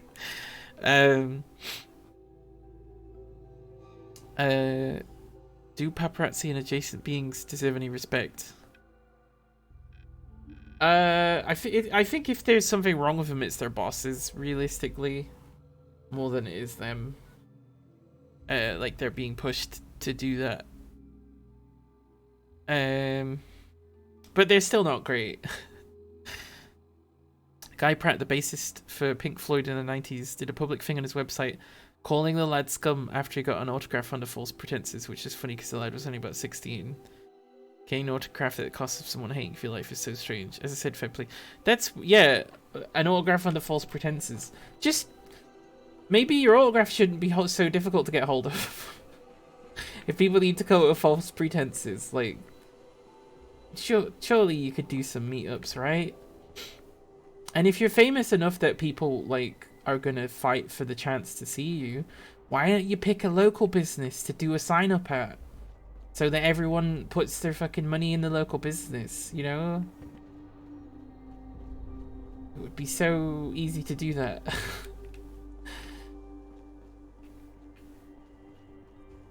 There is a thing. There is a thing of like people like, well, celebrities have a real life too. And there is a part of me that kind of goes, right, but you're in the top. You're in the top 0.00000% of the planet. So like, I don't know, maybe you've lost that. Maybe it's actually your duty to serve people that love you at that point, because it's so big. Maybe you lost the chance to have some of these things. Not like actual privacy, right? Like, you still should be able to go to the bathroom, or like not have your fucking bald head secret pictures taken of. Stuff like that, probably not great. But in terms of, I don't know, like, treating fans badly is not good. That's really not good. Like, those people are, like, you're kind of responsible for those people's happiness. Citizen just believes people fight for autographs for their speculative value. Yeah, but then why do people need money? Not sure he necessarily needs to lie. I doubt Guy Pratt is untouchable. I think he feigned illness to get one off him or something. Well, he was just nervous. What's wrong with people's brains that they see a famous person and immediately start shouting at them and following them around? If I cross paths with someone I'd avoid eye contact with because I found Don't Mute Your Ears very much holds up. Who's yelling at famous people? Other than me, in my sleep. Hi, Vepsi. I'm so tired. But it's good because the stream is keeping me awake, I think. We've been streaming for 1 hour 44 and it doesn't feel like that. How do we get in this fucking building? Ugh. Oh. I really wish I had like a Pepsi or a Bepsi or something. I guess I've got a Bepsi. It would have been nice. I had the last of the coffee bags that are in my house for some reason. And also it's just assumed belong to me. I think my old housemate may have given them to me as part of his old job or something. But I can't tell because of the way that the inside of the package that advertises their different types of coffee. I can't tell if the coffee I had actually has caffeine in it or not. So every time I've been having these coffees, it's like, I'm not sure if this helps. But it's like enough of a placebo that like I just do it anyway. I think the thing's down here, isn't it? Like the recentest video where someone almost knocks Tom Hanks' wife over because they're so desperate to prove the stereotypism. Kind of aren't there to keep the parasocial elements in play. Some do, and I don't agree with that at all, but it isn't really their job to do that. Yelling out to famous people running up a camera in their face, please sign my testicles. Celebrities tend to get badgered enough to need bodyguards. Yeah, the problem is, the problem we should be solving is that we are elevating individuals over everybody else and saying that this person is better. And it's like, you know, the person knocking over Tom Hanks' wife or whatever to get him to sign the testicles. Deep down, what they really need to know is that they're the same. They're just two people. They just have had some different circumstances, but they're both people, right? I never really have been like, oh, celebrities. But there's occasionally times where I'm like, oh, this is a rare event that's happening because I've seen this person. But I actually think the closest I've ever got to famous people, very quickly I was like, oh no, they are just people. They are just people. And I don't know, it made me even less interested in celebrities. It's like, why am I interested in them and not like, so maybe there's some guy in the corner of my road who like can play the spoons really well or something. Like that's more interesting. Why don't I go find out about that guy? I kind of wish that real life worked like a quest where you could just like walk into people's houses. I wouldn't really want to do that, right? Because it'd be distressing. But I wouldn't want to live in a world where like that was accepted and therefore wasn't distressing. Just to meet new people, you know? Like whenever I go outside, I've got nowhere to go, and I'm like, well, I can't just like go up to someone on the street and be like, hey, you want to be my friend? I'm lonely. I've been locked inside for a long time. Like that's not gonna work, even slightly. Kind of just like, but then you don't. I don't know. You approach the first person and you find out that they're fucking terrible or something. Oh, I was just on my way to buy a Daily Mail. My favorite thing to read. Even more than the. Ooh, fuck. Oh fuck! It's this monkey doing it. There we go. Oh, there's another grenade. Please stop grenading me. This thing work? Is this dirty water? Dirty water. Dirty water. It's a camera and it's facing a wall. What's the joke here? Please must wash hands before returning to work. Well, they didn't put hands in this sink, so they did resist the temptation to do that one. Rich and famous people are just like us, average Joes going out the day, barely living paycheck to paycheck. I mean, if you're a famous baseball player, that's true. 1, 2, 3, 4, 5, 6, 7, 8, 9, 10, 11, 12. Oh god. There's maybe too many raiders in here. Ooh, hello.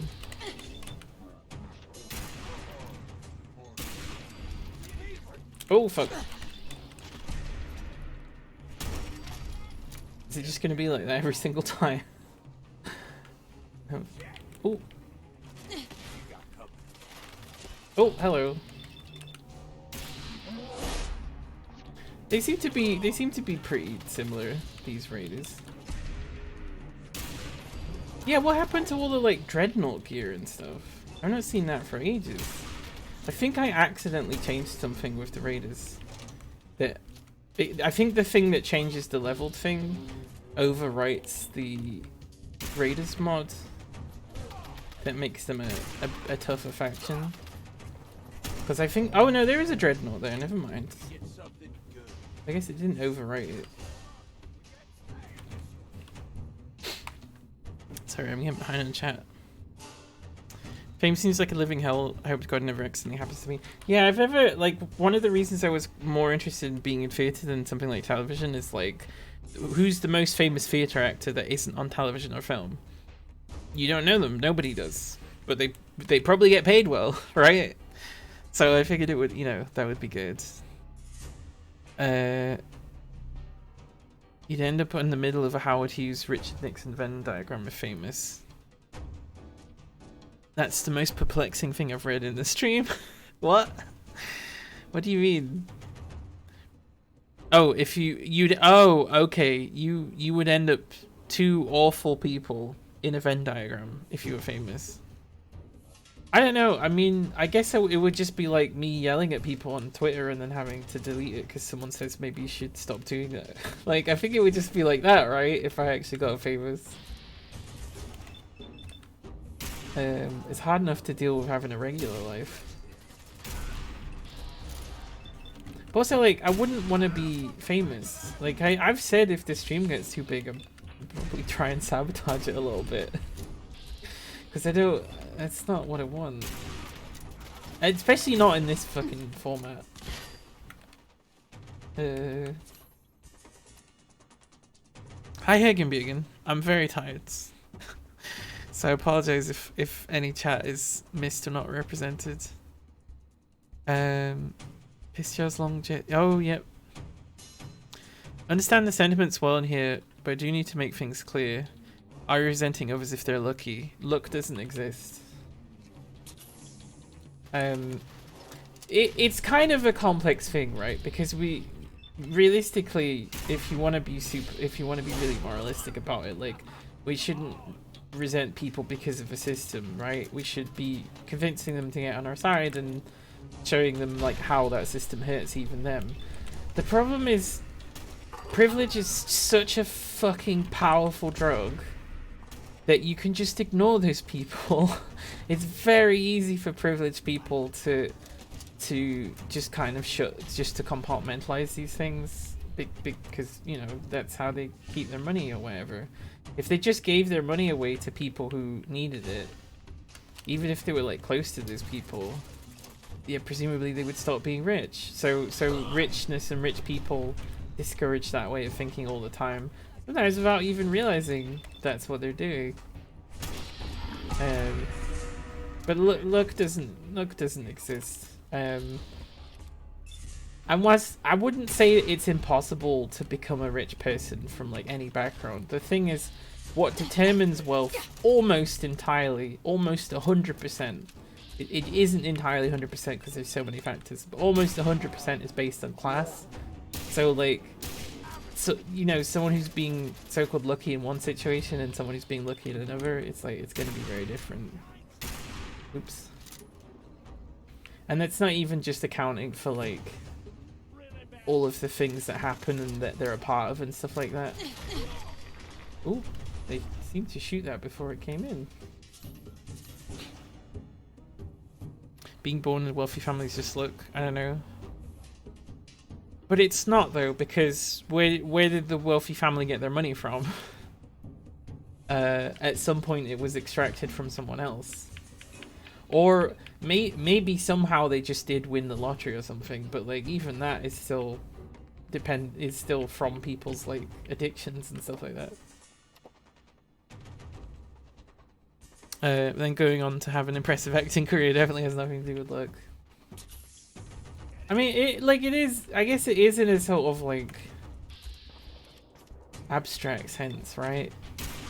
Like you say, it's just luck that I happen to live in England and be white and stuff like that, because it obviously makes things a lot easier for me. But then I don't know, it still almost takes the sort of responsibility away from it, right?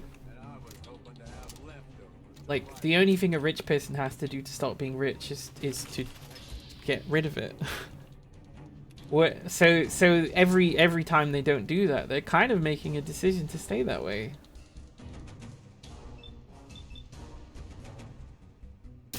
they're like, I don't know. Well, richer people tend not to have to buy, you know, like the same sets of shoes as often, so they save a lot of money that way. But then, because they've got more disposable money, they can put it in a bank and then they can get interest on that. You only need like £3 million or something to just live off the interest without doing anything with it. Which is interesting, because that essentially says that the financial shape of the world accounts for people just having entirely subsidized lives on the back of the value of money, and they're determined to be worthy because they have a lot of money. But then, you know, why are they worthy and other people aren't worthy? Technically, there's a lot of right time, right place. Yeah, but rich and powerful people are given right time, right places like hundreds of times a second. You know what I mean? And then people from poor, disadvantaged backgrounds will get those opportunities and then have them taken away from them because they're not connected and networked or whatever. You know, there's people in the acting game that have never got picked up. Yeah, all the time with like auditioning and stuff. Anywhere that I ever went, you would meet like the most incredible actor you had ever seen, and they would have no status, and they would not get the part, and you would never see them again. In some cases, honestly, I imagine a lot of those people just eventually quit, even though I'm like, they're better actors than me, and I still consider myself an actor. But just, yeah, because some things can't just be worked through. If something can be worked through for like a rich person, like that doesn't count. Yeah, you're doing work, but like all the other stuff has already been placed in your hands. Yeah, get tons of credit. The good ones are when you got a guy on the street who pots about, and then 1 week then all the primary and secondary school kids in the neighborhood have their future university fees paid for. It turns out the guy was a multi-million. Yeah, I guess. Although, again, those people usually do that to avoid paying tax to a much greater number. It does happen, though. Well, freaks me out as multi-millionaires who claim they live paycheck to paycheck. I think we forsake the guillotine, go straight to a 12-foot wide blender. Hey, the guillotine was used more against the poor than it ever was against the powerful. Very important thing to remember. The tools of the state will not free us. They will only create another state. And it will be angry that we ever deigned to replace it in the first place. The only way to stop power from being misused. Hello. I guess I can shoot you through this. The only way to stop power from being misused is to dismantle it. It doesn't matter how nice a rule it is. And even if they are, the next one is not necessarily guaranteed to be that. Anyway, that was me talking about the guillotine. I know you were just saying that, but because I read a cool article about it, I suddenly have that opinion now. Although I kind of felt weird about people being like, yeah, guillotine. And at first it was because of like pacifism, but then it was like, no, I do think that there's a missing equation here. Lots of people who are like, yeah, I'm left wing or communist or socialist. A lot of them don't usually identify with socialist as much, really. It's almost like communist entirely.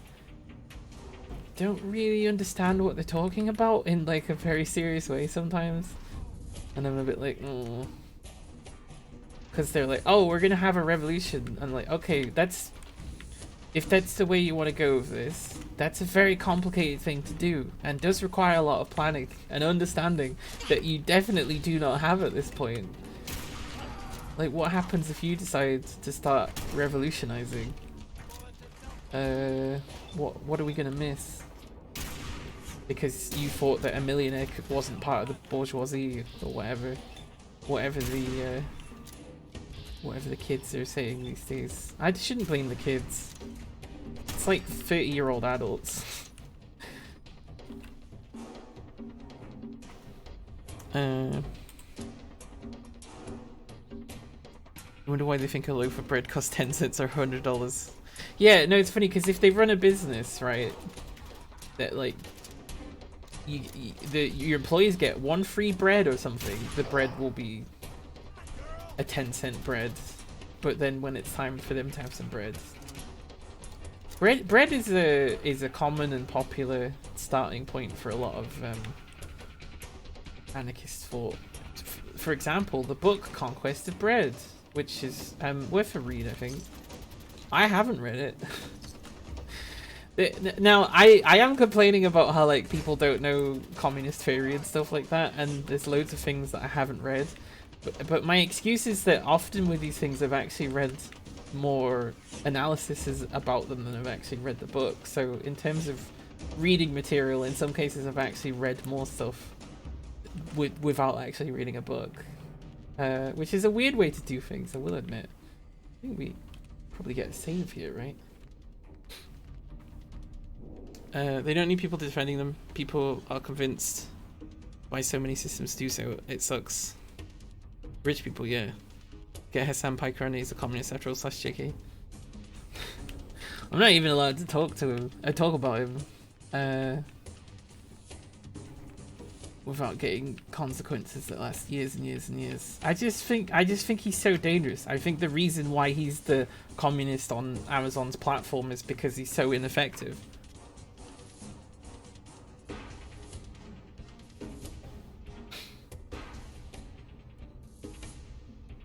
And I just think about how like he's always on right-wingers shows, which is like not a good sign. Like you should be so objectionable to them that they don't want you on. Because they're always fucking manipulating the truth and stuff like that. They're not gonna put someone who's actually got something like good views to say, who's gonna make a good point. They're gonna make someone who they think they can clown on, or even worse, someone that is unintentionally ceding their audience over to them. And then you get people who are, oh, I used to be a right winger, but you like changed me. Now when I send people death threats, it's for praxis. Or they'll be really into the Soviet Union, which even if you like communism is like not a good thing to be into. The Soviet Union was not good, and it almost certainly was not communist. It was maybe communist for about 10 minutes. It did do more communist-y things, right? But it wasn't authoritarian dictatorship. They traded the Tsar for someone with essentially even more power.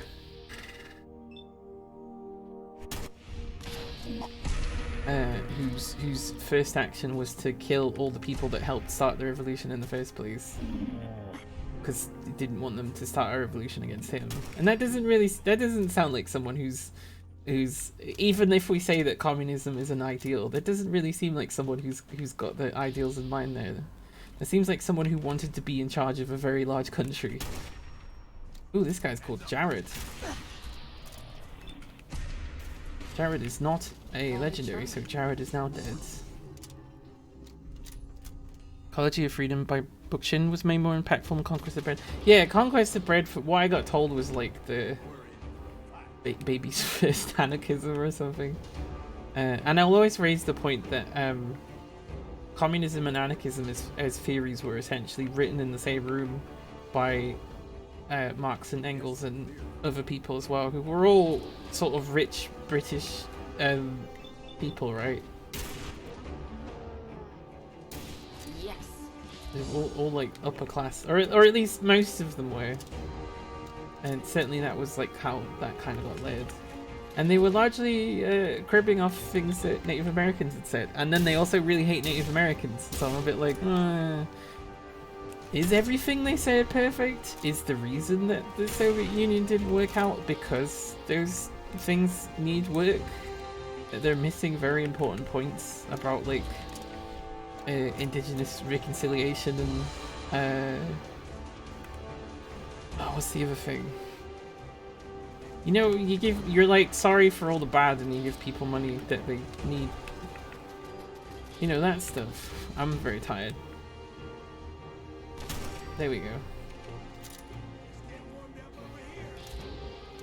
I was gonna say the bread fig with Marie Antoinette, but it wasn't even her that said it, so it's not her fault. Oh really? I had the quote was actually something closer to, oh, they have no bread? We'll give them brioche then, because we've got loads of brioche. And because they were so anti-royal, anything about her life was massively scrutinized. Granted, she did live quite a ridiculous life, as all royals did, but like specifically they honed in a lot of hatred on her because she's seen as a foreigner, and also she's a woman, so it's easier to blame her. And I think, I don't know all of it, but I think there was a lot of saying like, oh, she's corrupting the king and this is why, you know, common sort of stuff.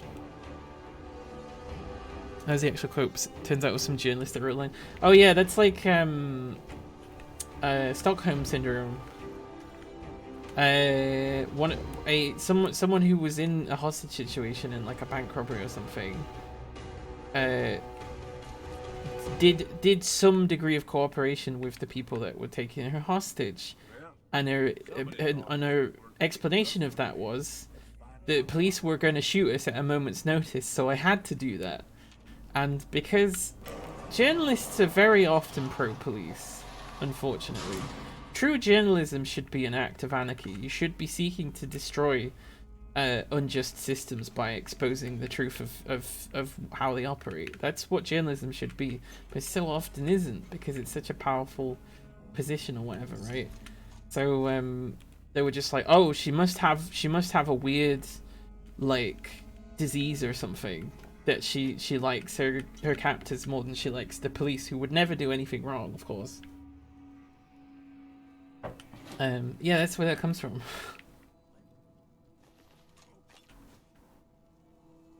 Right. Ah, here we go. Grognak. Oh, good. Extra 5% to the 8 million damage that I'm already doing. I'll fix that. Next stream or something. Right, there is a bobblehead in here. Somewhere. Presumably. Oh, fuck, look at that. Please say I've got a nuke. I don't have any nukes. Nah, fuck.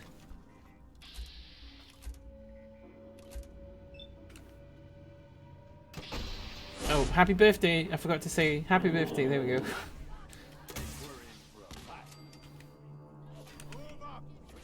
Oh, I ran out of missiles. And it kind of didn't expect that to happen for some reason. Oh, fuck. Oh, I should have thrown a grenade. There we go. Ooh, ooh, ooh. Boom, boom, boom. Boom, boom, boom. Oh, someone's shooting me with a fast gun. I don't like that. No fast guns, please. Ooh, ow. Oh, are you still alive? You still kicking? Huh! That's my impression of a raider. Time fixes things usually, like, now we know, but Stockholm Syndrome isn't real. Freud was a fraud. That's Freud completely wrong, but nearly everything.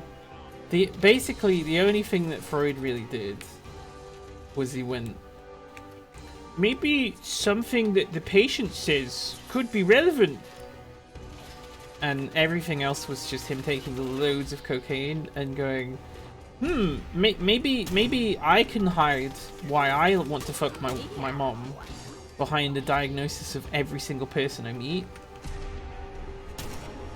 No, it's natural. It's a natural thing. Everybody wants it all the time. They're just so horny for the mothers. I'm a good psychologist. I need more cocaine. Oh, what's that? I need jaw surgery because of all the cocaine? Oh, okay. Also, more cocaine. I mean, I'm making fun of his addiction. It's maybe not great. But he did genuinely think it was making him smarter. And it's like the things he was saying were not smart.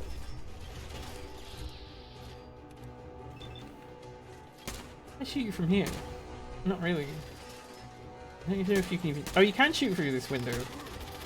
Gage would just get out of the way. I'm a companion in Fallout 4. I'm going to stand in front of you. Except for when you need me to. Then I'll be nowhere to be found. I'm getting shot quite a bit. Wonder what Freud actually say. Probably not that. Probably something that would sound smarter than that. Right, that seemed to get most of... Ooh. I like how he runs in this little bit.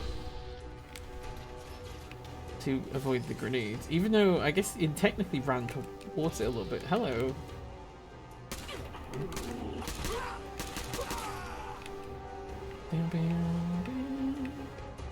Ow, ow, ow. Where do they keep coming from? Where are you going? You got an appointment with death. Oh shit. You know, it's just a nuke.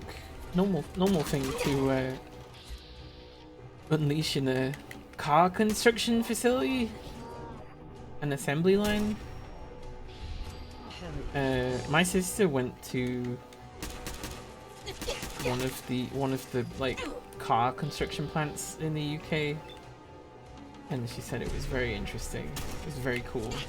I imagine it would be, right? Because you got massive industrial robots building cars. If he was around today and asked to make sense of the things in the world, he'd probably choose cocaine too. Did she look launch a nuke? I didn't. I mean, I technically did, but it was like a nuka grenade. But they also launched like 8 nuka grenades at me, so it's fine. I actually wasn't that helpful, but okay. I would have got it with another bullet.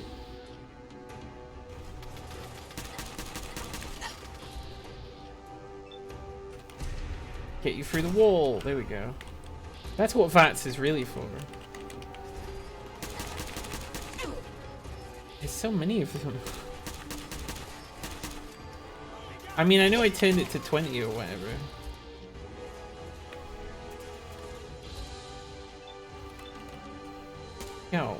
Yo, get you in the arm. Damn it. This is feeling a bit like a rail shooter with how many they are. Right, there you go. Yeah. Uh-oh. Retaliation. Oh. Why is it ending the music? We're still fighting. In your head. In your head. We are fighting.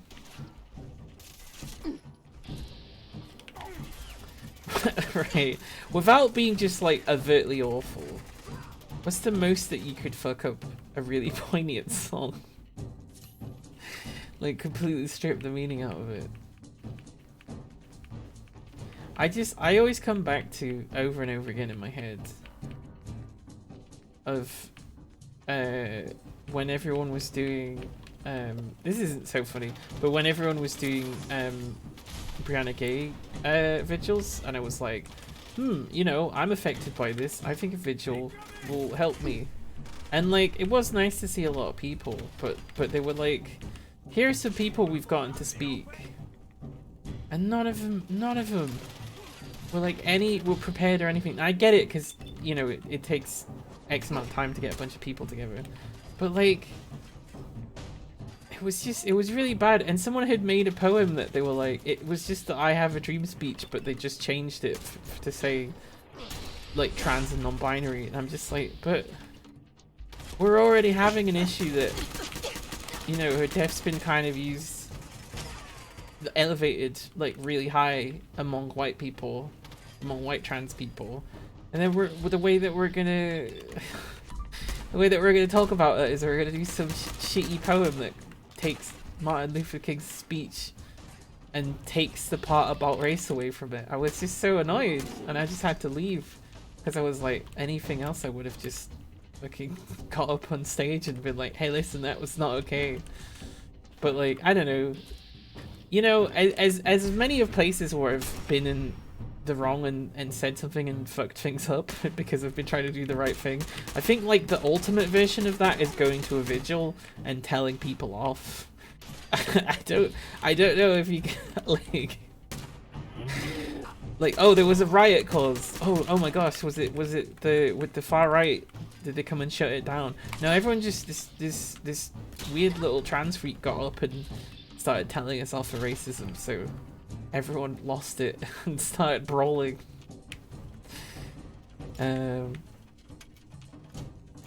I did go there expecting police resistance, and all I found was fountain resistance, which was for some reason the fountains were on, so we couldn't really hear the people talking.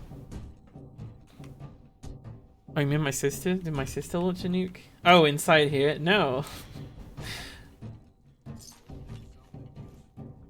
You think of Arrested Development. Ooh, fuck.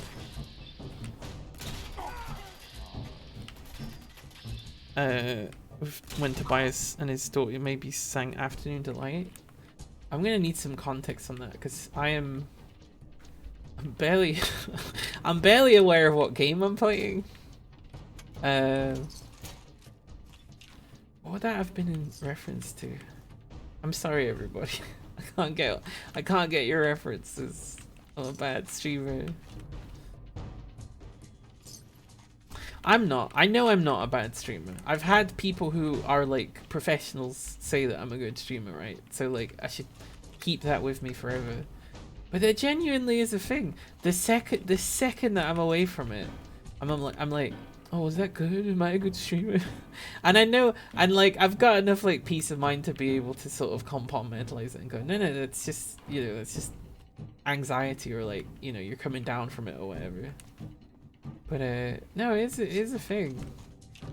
Am I doing a good job? And it definitely gets into some streamers' heads a lot, because I think there's a lot of things that you have to learn to ignore to know that you're doing well or not. Like sub count doesn't mean anything. Oh fuck! How did you get there? Oh, you probably came from outside. You got some big legs. I mean, I know they're not actually their legs. Right. Am I hydrated enough yet? There we go. I think we killed all the raiders, which was actually quite easy. We are still having this consistent issue that we're like desperately running out of ammo because we use it so much. And that we need to figure something out to get more ammo. I do need sleep. We're in 2 hours. Maybe I'll just take it to 3 hours because I don't want to stop right now. It's not like that. But there'll be like an hour after I stream that I need to decompress, and then after that, I guess if I'm hungry, I'll make food. Although I had plenty of breakfast. And then I'll just be dead. I'll just be dead to the world for like 15 hours or something. You have Automatron, right? I think you can make mini factories that churn out bullets. I don't think that's part of Automatron. I think that's part of a different DLC. But yeah, no, they added bullet crafting because I think it was one of the most fuck popular mods or something like that. But I don't know, because the way that the game intends you to get hold of ammo is either to buy it or to find it, and there's perks specifically connected to that. So I almost feel like, I don't know, even if it's in the game, even if it's modded into the game, there's part of it that's like, am I cheating? It probably needs a fuck ton of resources, right? I guess there's that.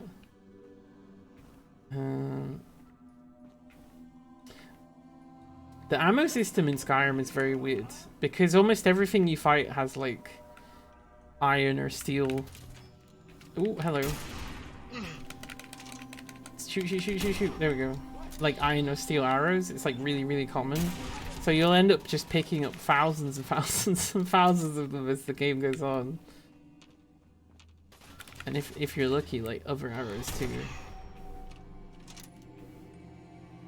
But then I guess that's also because they did deliberately make archery easier in Skyrim because they knew everyone would do it, I guess. But there's a lower threshold for XP required to level up to 100 for archery than there is for any of the rest. No. Oh, this is an interesting room. Watch that be the terminal that deals with the turrets. Oh no, it doesn't.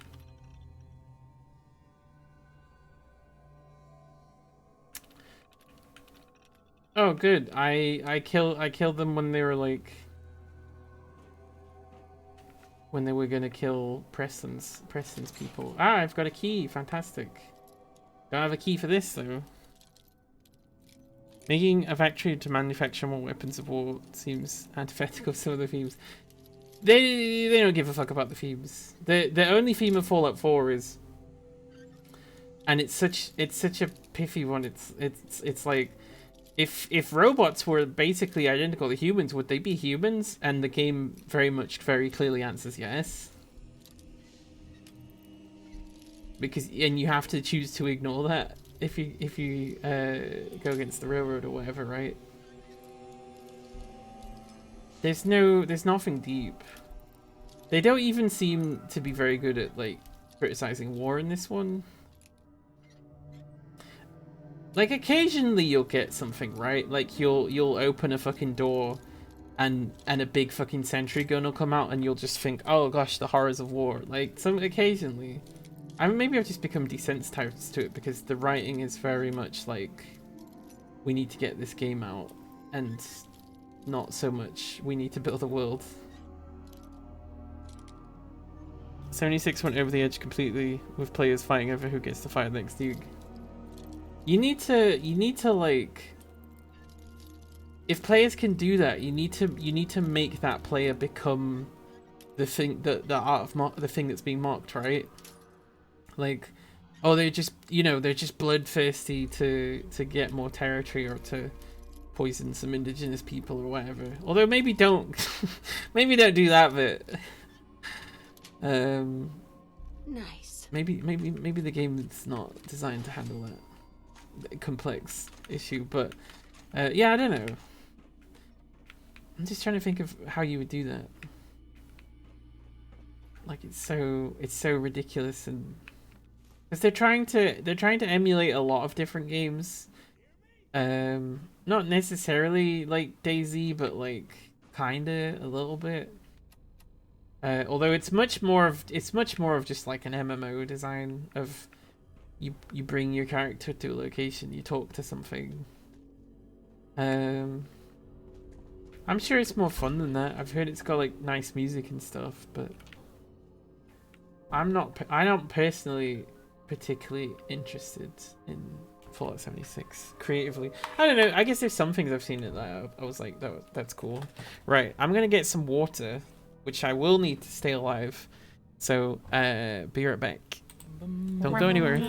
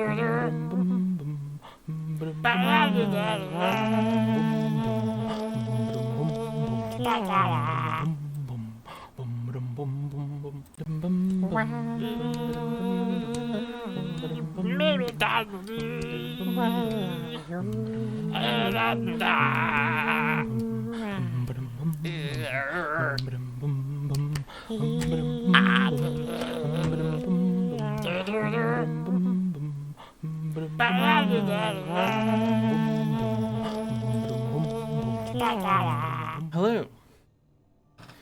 Sorry that took slightly longer than usual. My housemate returned and I wanted to make sure that it actually was my housemate and not a evil burglar. Although I don't know. I've never met a burglar burgling. I've never met a burglar burgling. So like a bit easy for me to just say that they're evil. I don't know their situation. I mean, I guess I do, because they're desperate enough to steal from people that don't have anything to steal.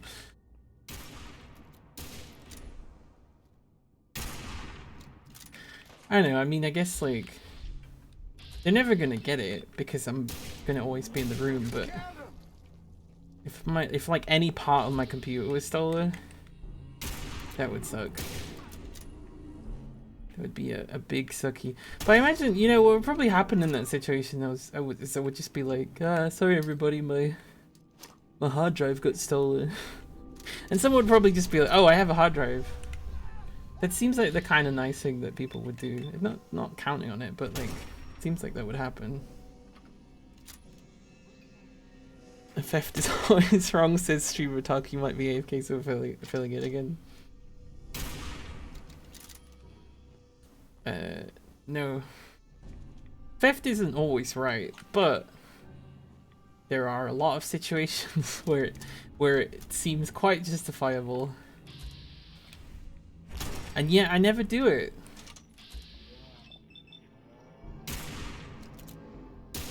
Like, if anyone needs to steal, it's me. And yet I don't. I don't know, I mean, there's risk involved, right?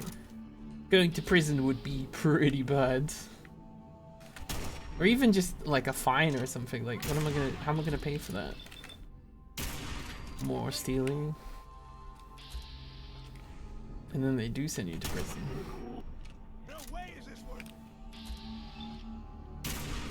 Stole from Tesco's. No, I didn't. That's libel. I will see you.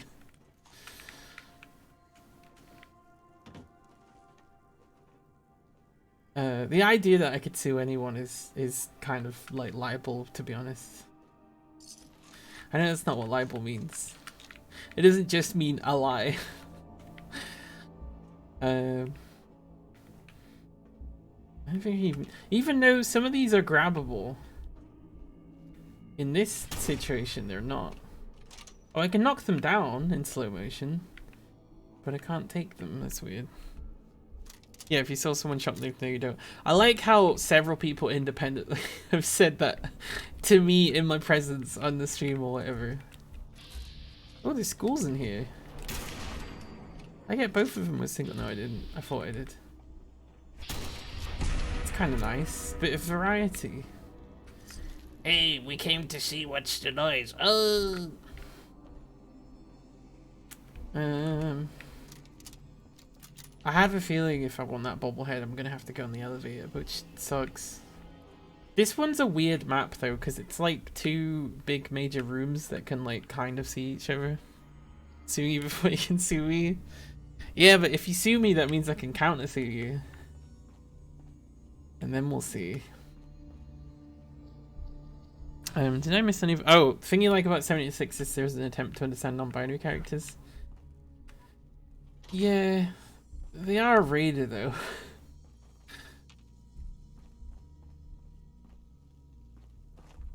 which seems like a cop-out. Is it just me? And maybe it's not the case. But it seemed like people in the 70s had an easier time in their films. And again, they almost certainly didn't. But just based on the stuff I've seen, it kind of seems like it was easier for people in the past to just be like, hello, I'm a gay character. And now it's like fucking, you know, Disney almost loses some of its like deeds and rights and stuff because they asserted that in the most minimal way possible. Like, what? Huh?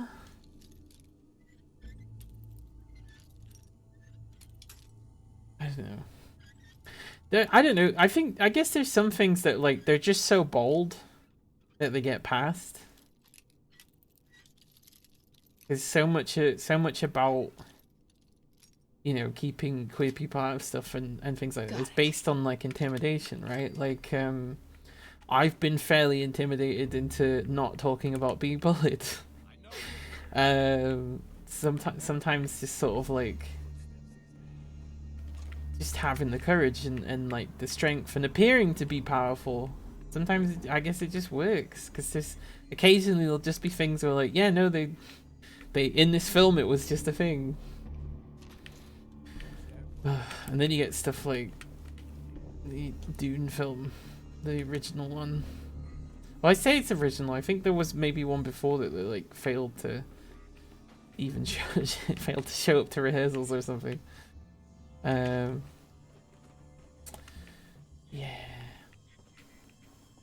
Is this the way? No, I think I've been in here.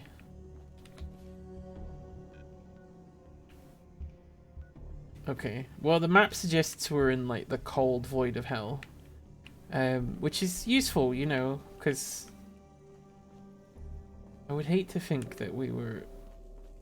Oh, hello. Oh, the thing, the ghouls. Is this just a ghoul stage of the map? Can't even enunciate properly. There's definitely gonna. I'm gonna crash pretty hard out of the stream, I think. So be aware. Cause when I lose the ability to talk, there's nothing left. That's all I've got. Like I don't have to play the game. I do have to speak. Unless I just like fall unconscious in some very interesting poses to some like music or something. Dainty Yam or Daint Yam or Dainty AMB. Thank you very much for the follow. Welcome in. I love that you followed. That's why there's a big love heart in the stream. I'm sorry, I haven't had much sleep. Like, hi, welcome to my stream. What the fuck? Right now is better for never being openly gay on screen. I think you're right. Statistically, it just sometimes because of how stark some stuff is sometimes in the past, and it'll be like one case and like 10,000 cases that never were even allowed to be seen on film. So, and you're right, but there's sometimes I don't know. It just seems so difficult. Like it's a renewed effort, and it is a renewed effort. But no, you are right. Just dainty is fine. Ooh, what's that cute little motion?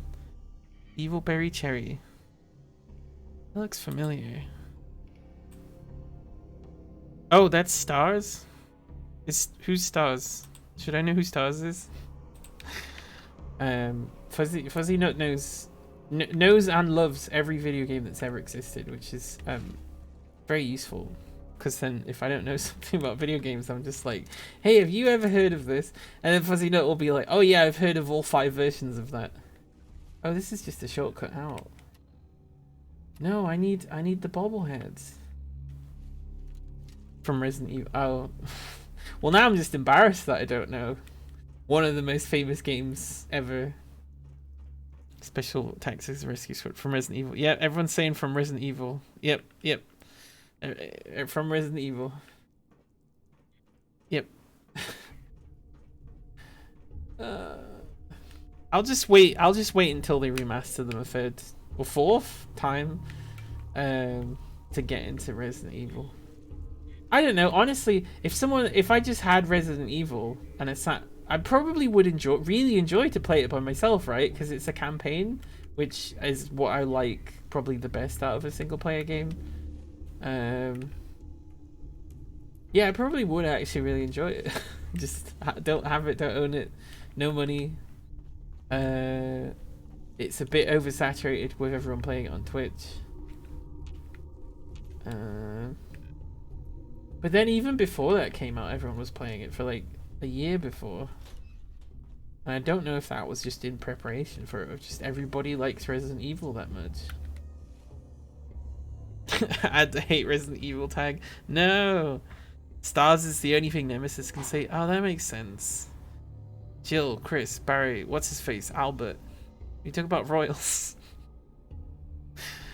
Who's the one that gets put in the cell if you play as Jill in one?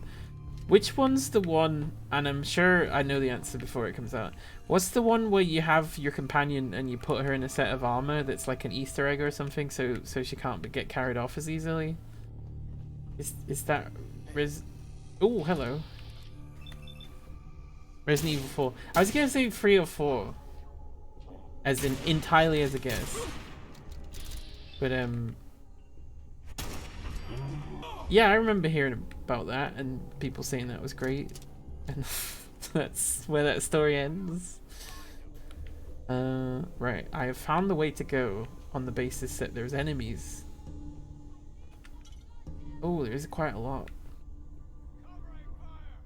Leon playing RE2 randomized at this moment. It's a normal cop scrub. I mean, he must not be a normal cop because he seems to like care about people and cares about a woman, at least one woman. That's rare. The job with the highest rate of domestic violence, even higher than soldier, you would think would be huge, is police officer.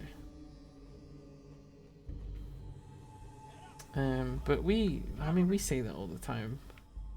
Occasionally we'll catch someone out and they'll be like, oh, but they help people. Like, oh no. Yeah, I used to think that too.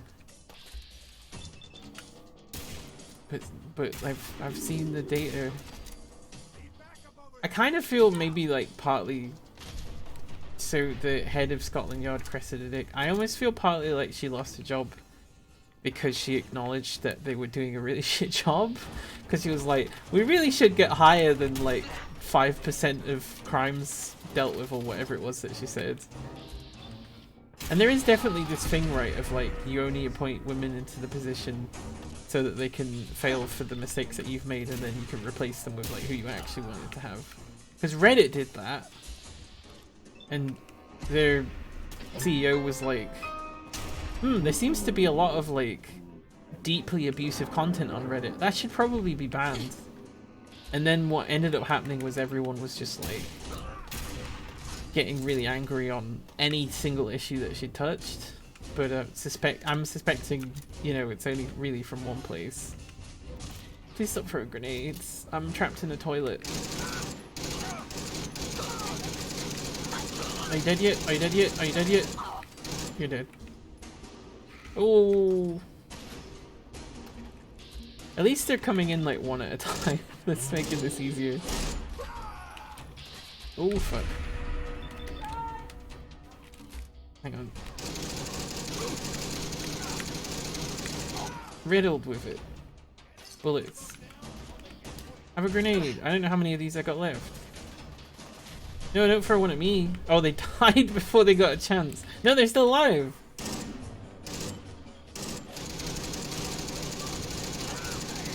No, no, no, no, no. No! Oh, at least they're frag grenades. They still got time to do more, though. Oh no, I'm gonna die. I'm definitely gonna die. Unless I eat one of every food. I don't think that ant meat, never mind, is eaten. Carrot, eaten. Dandy Boy apples, eaten. Deathclaw steak, eaten. Let's see all of the boosts I have.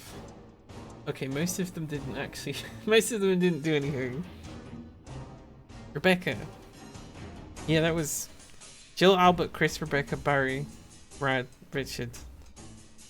Did one of them? Wait, hang on. Oh, everyone's. Oh, wait, I'm missing so much. Everyone's like Marvin, Carlos. The other cop who doesn't become half a man. Marvin is the lad that goes all grey from being bitten, just dying for ages. Then there's Hunk, aka Angel of Death. See, this is what I get for not having any money as a child. And because everyone knows what Resident Evil is, and I'm just like, huh? So to be fair, like it's not like I've not had the opportunity to find out what it is. Oh fuck, didn't mean to do that. Like, yeah, let's talk about all of our favorite Cartoon Network shows from the late 90s. But how many Furbies and Tamagotchis did you have? Did you have every sorry, I don't know. I don't really care. I just think it's funny to pretend that it's like a huge chip on my shoulder. Like, it's not your fault, and it's a fixable issue. You can play any of those games. You can buy any of those toys. You can watch any of those shows. So it's not really an issue anymore. And I could even go further and make the argument that because I didn't have those, you know, it made me into who I am today, to appreciate the good things. And you know, like Fallout 4 is an incredible game. What other games do I need? Ooh, fuck! You can get hit with a stick by a balding man. How many games can you get hit by a stick by a balding man and then shoot him until his head falls off?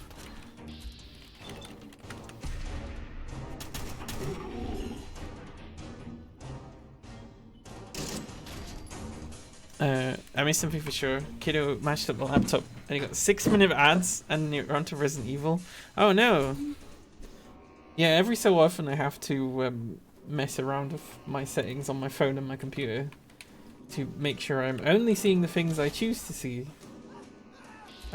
Which you think would, you know, maybe be a right or something in a just internet.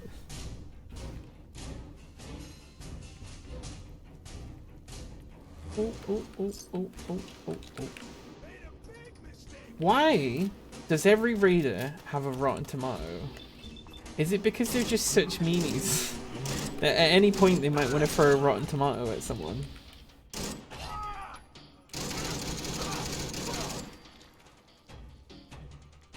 Right, there's like 4 of them left, which is good.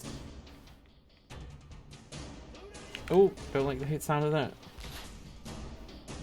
I don't even know where they're throwing that. I don't think they know where they're throwing that from. Right, this would be a great time to... Oops.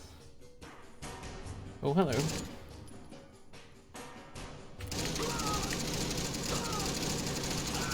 Right, very dead. This would be a great time to save it, so I don't have to do 20 minutes of that again. Hunk is part of the Umbrella's hit squad. Was leader of the Alpha team. Eddie was great. Never had cable, never had Nintendo console. Adding yourself to that lawsuit. Pretty thick dossier here.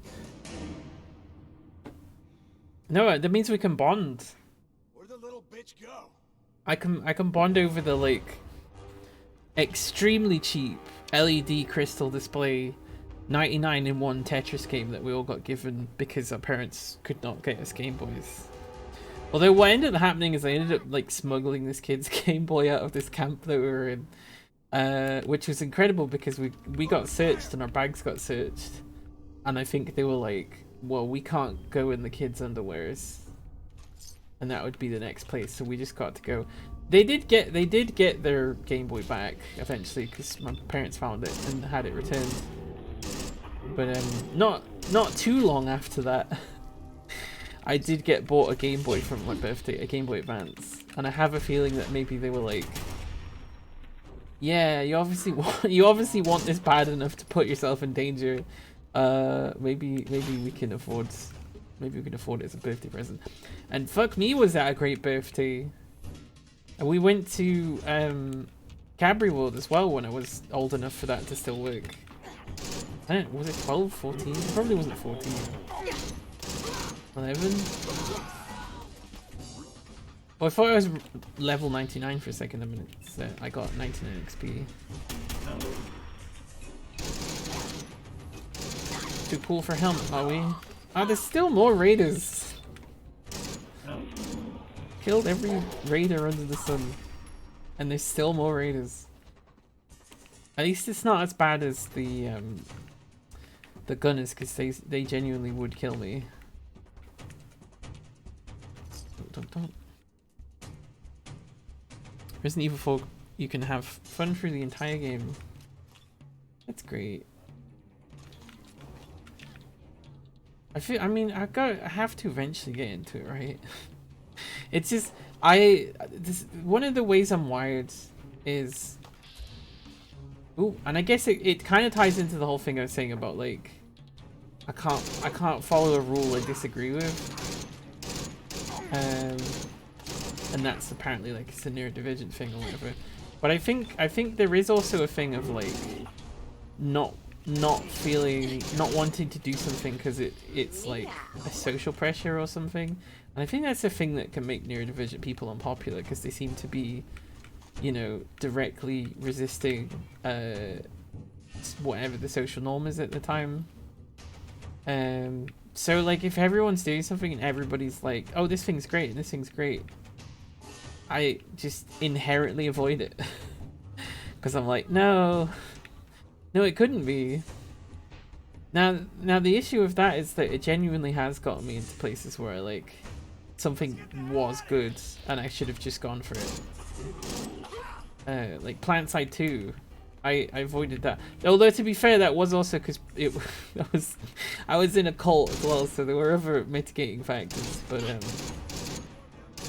yeah, no, I avoided playing it when everyone was into it, and then I played it in my own time, and I was like, hey, this is really great.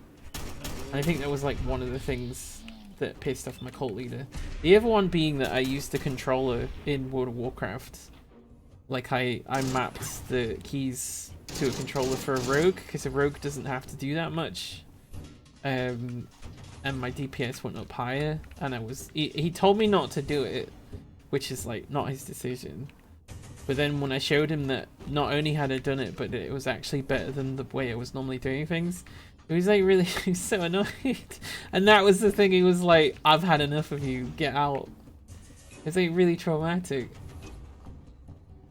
But I never came back, thankfully. Because he was not a good person. I did briefly see if he had a Twitter and had a look, and it was, I think it was like fucking hashtag I stand with Johnny Depp, and I'm like, yeah, that seems about right for you.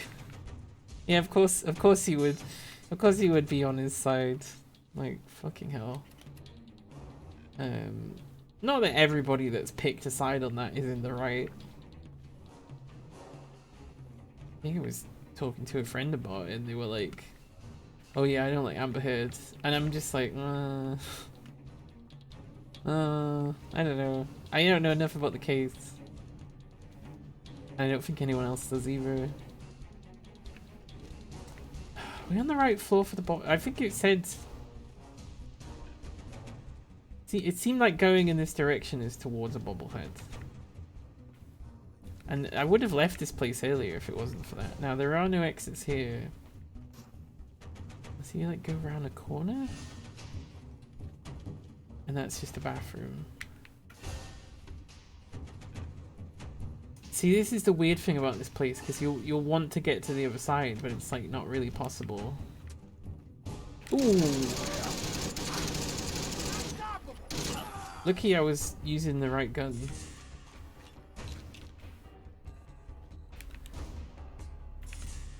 They must have come from some... I mean, occasionally they do just teleport through walls. But I'm like, you must have come from somewhere, and maybe that's the place I need to be. That's the missing link. Of the link to the The bobblehead. I had to think about what it was called. It's called a bobblehead. See, this is still the other room, but I think it gives me an option to cross over. No. So we need to go upstairs, I think. Gosh, I hate this. Ooh, who's flaming me? How? Where did you come from? Union Jack, gross. I think whoever made the Raider mod is from the UK, and that's why they did a UK map flag. Unless it's just like it's the reverse of what happens with American fashion, right? Like, I haven't seen it so much, and I think it's probably because people don't like America as much as they maybe did in the 90s and 80s. But like, it wasn't uncommon for someone just to have a big fucking jumper with an American flag on it or something. Which, I don't know. I think maybe that should feel as weird as that is. So is the reverse true? Do people just like the aesthetic of the British flag? I see that all the time, actually. I'm just it's not even the best. It's not even the best flag. It's not even close. Oh, I live in England, and the back of my wall has like a faded British flag poster. It's a nod to my racist father, who just loves football, you know, but also keeps saying things that get him in trouble. Oh ho ho! What a funny old dad. I've invented a stereotype and then I'm angry at it. I'm like, no, that's not how that works. I am lost in this building though. Do you see more characters wearing large Union Jack more than a US flag? It's usually just a patch or a pin. Unless your country is like clawing to escape from an empire or something, or like, I don't know, you've overturned some evil person. I think otherwise, you know, wearing a flag is sort of cringy. And I wouldn't normally say that anything is cringy, because the idea of the sort of anti-cringe culture is supremely dangerous, right? Because it's all about who's in and who's out. Oh, maybe this is the right way to go. So yeah, I don't know. Should I even use cringed in that context? Which I guess is facetious, right? But then that's the thing. I've literally been saying to a few people that I've been talking to today about how, like, ironically using the same language as, you know, like an oppressor or something that you're making fun of isn't really, like, it has to be extremely clear first of all anyway. But sometimes, especially with like the way that people copy stuff that they hear and stuff, it's very easy to end up just contributing to the thing you're supposed to be satirizing. Oh, hello. This is a new place, isn't it? Although there are already corpses here. They brought their own corpses.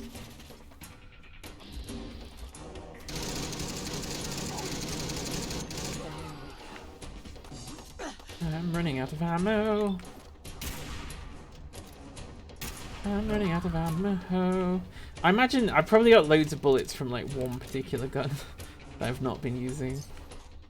I got loads of shotgun bullets, but like shotguns are not good anymore.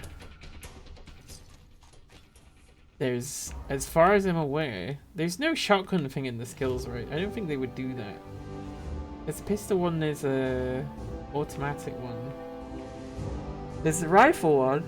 I swear I've leveled that up all the way several times and it's still not there. So oh well. Do I want any points? Oh, it'd be nice to get the gun fu. What else do we got? Can reload all guns faster. I actually think I will get that. Interesting. because that's gonna save my hide a few times at least, I would think. Okay, looks like this is maybe area I haven't explored before, which is good. Itchy face. Looks very good in the new Cammy design. What's Cammy? what's anything, Precious? I remember this place being kind of cool because it would have a bunch of like, well, it's got gears, but then they also have the coolant caps, which are aluminium. You just get like a whole bunch of them, but the gears are way more valuable. Everything needs a gear.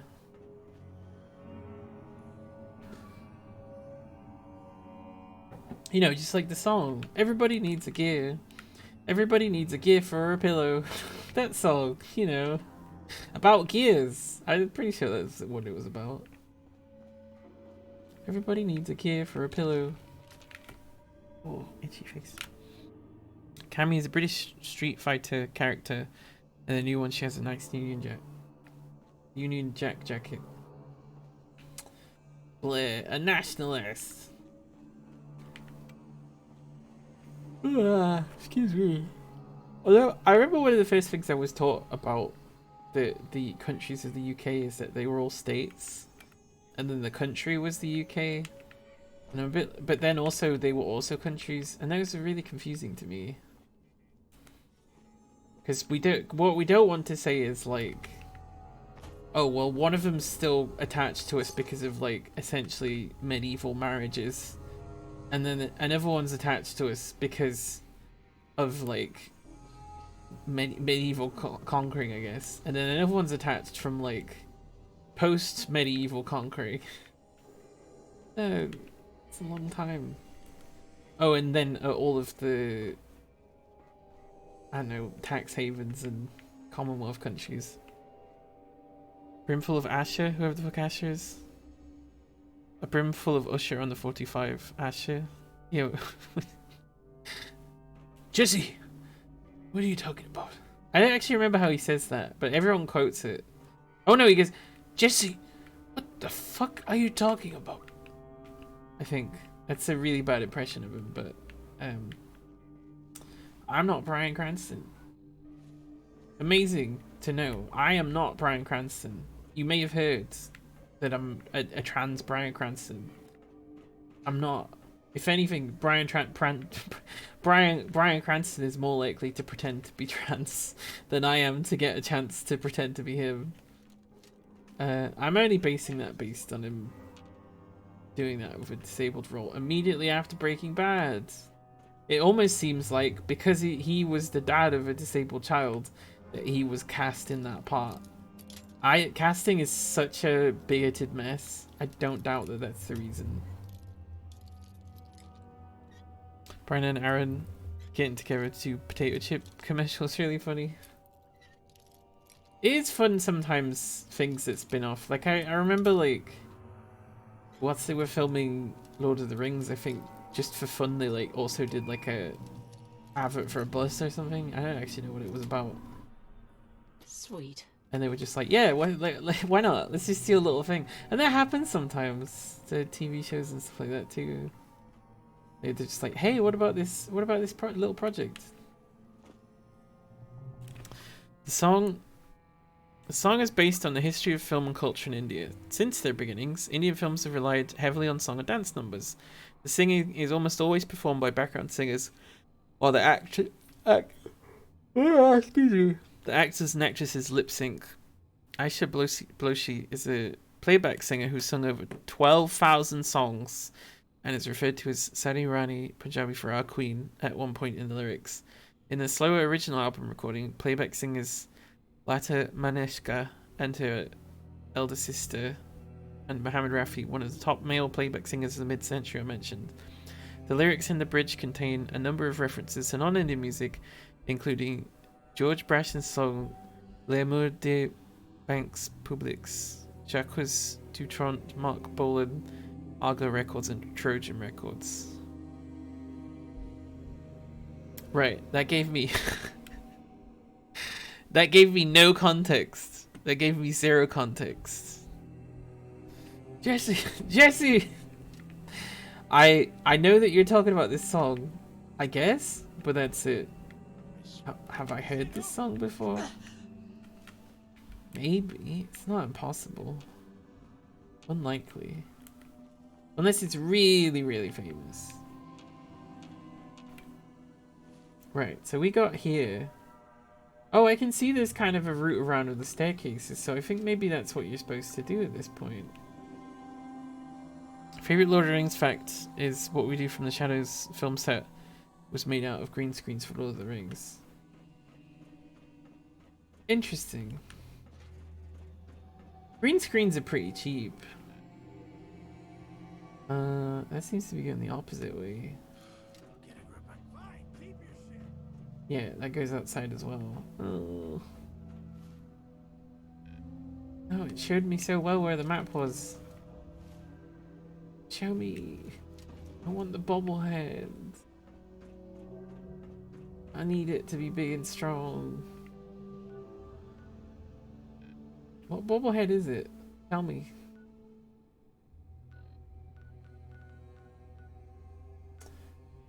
Oh, repair bobblehead. Also, it says heal my companion. I don't know where my companion is. I forgot I had a companion, to be honest. But boss, I love you.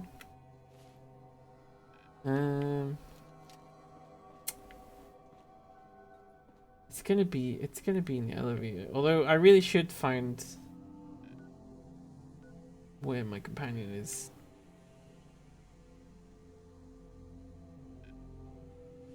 I just had like either like a companion, but like Instabel. It's so useful in settlements. It's a mod called Instabel, and all it is instead of having the regular bell where they all just sort of meander and half of them don't, it just teleports them to the bell. And it's so useful because sometimes you just need to like very quickly make sure everyone's got like basic armor, or you like, you know, you have to cycle through a lot of conversation stuff. Which, you know, there's also mods for that. But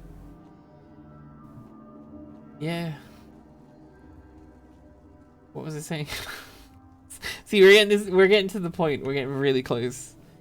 4 hours might be my limit, if that even. Just need to find this bobblehead. I mean, we could try and leave.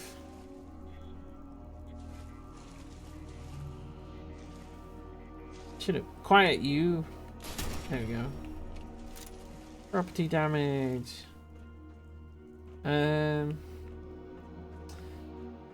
I leave the pipe, is he just gonna be like, "Oh, I'm going home"? I have a feeling that he will.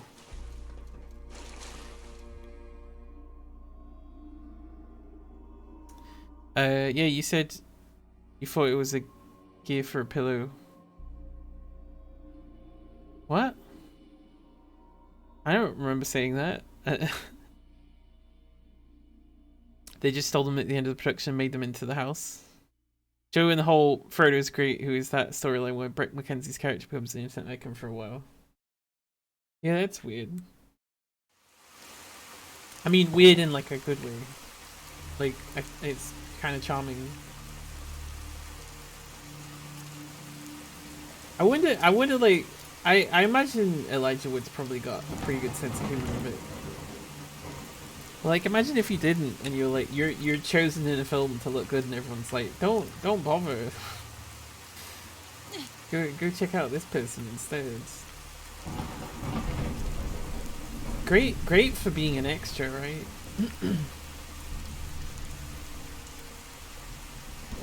I climb up this tree.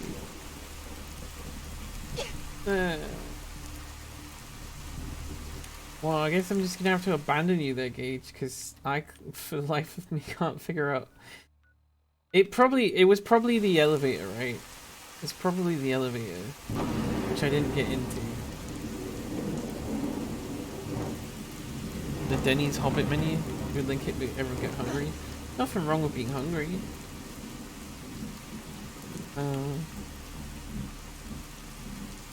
I remember discovering Denny's existed through Tumblr. because everyone would just make themselves brands and call themselves things like Denny's official. And you know, they would say all sorts of like stereotypes about Denny's or something, but like I didn't know any of it until before then. So like 2016, I guess. I probably heard it referenced in some American show. I just think if there were British shows the same way they were American shows. All right, we're all going to the McDonald's, which again is actually an American company, so I don't know. We're all going to Wimpy's. Oh no, my beetle got scratched. Oh no. Don't worry, we'll all just go to Wimpy's. You know, I'm trying to I don't really know what I'm saying. I'm trying to explain how like how normal it is for American culture to just be like up in our face in our business, and that, you know, we could probably, many of us, recite the states of America more than we could the counties of Britain. Oh, fuck you. What has that enabled though by doing that? It doesn't look like anything. Find it funny that Hometown says a Wimpy that's open. You find that there's 67 Wimpys left in the UK. So like, when I was maybe like 10 or 11 or some age around that, my cousins who live in London were like, "Oh yeah, come to London and get to see what London is like from the point of view of people who live in London and have no money." Not that we had any money either, but I remember my cousin kind of excitedly was like, "Oh, I'm gonna take you to the last Wimpy's in the UK," which it wasn't true, but I digress. And I remember it just being like the saddest place ever, and also like really empty. And then I looked at the menu and everything was like, "Oh, this meal costs 1,000 pence." I just remember like trying to put the feeling down because I felt that it was mean, but just thinking like, I'm glad this is going away. This is awful. But no, it was the UK's burger chain, and then McDonald's said, "What if we ruin that with our fast?" Literally, I mean, they called it fast food because it was like, "Oh, it's 2 minutes to get your food," which isn't really a guarantee anymore. And you know, fair enough. But yeah, no, fuck Wimpy's. Who thought it was so fucking whimsical to be like, "It's 1,000 pence. How many pennies are in a pound? How many pennies are in 10 pounds? I've made a riddle for you. If one burger costs 1,000 pence." Like normally I would be up for that kind of stuff, but it just seemed like someone, it just felt like I could feel someone laughing really intently at their own joke that I've changed everything into pence. Ha ha ha! Like it just felt like that. That's what Wimpy's felt like to me. I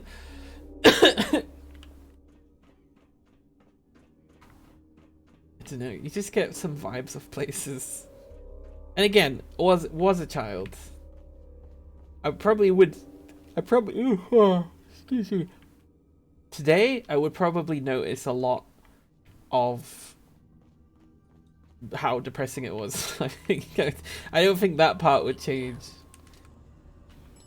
And the 1,000 pence stuff does suck. Some stuff just is just, I don't know, like, I assume Wimpy's was open since the 50s because that's when burgers became a thing. And then McDonald's comes to Britain in the 70s. Oh wait, is this not going any higher?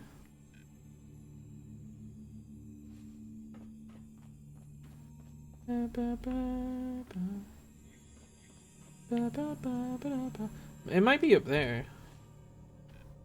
Although I'm not seeing any icon for it.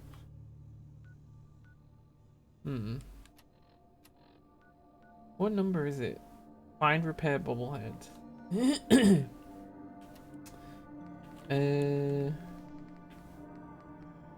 Oh, here we go. Oops. No, I missed it. No, that's not what I wanted to know. Never mind. Arrgh. Like, what's all this random blue junk? Sometimes the game, sometimes the design is baffling. I must have come off something else, but I only ever see the like blue moss outside. I was always really disappointed because it very clearly is a thing and it does something, but like then you just can't pick it up or interact with it, and I'm just like, well, that's boring. Now, is the repair bobblehead gonna be on the top of the building? Is that why it's like this? Wait, can we go higher up if we use the lift? Going down. Free in Scotland, 64 in England. Lower level. They've only got a small veggie selection, but they had the first bean burger on any fast food menu. Took ages for McDonald's to get a bean burger on the go. I think that bean burgers really suck. And I've had nice bean burgers, but I just think overall they seem to be a bad idea. And it's those and like chopped diced carrots and beans and peas or whatever that are making these foods and going, this is just like your burger that you love. It's not. They're like awful, or at least like kind of bad.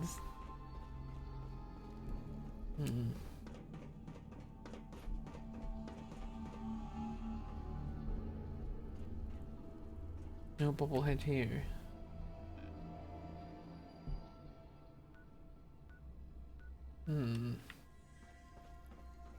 Like if I was a bobblehead, I would definitely be in here.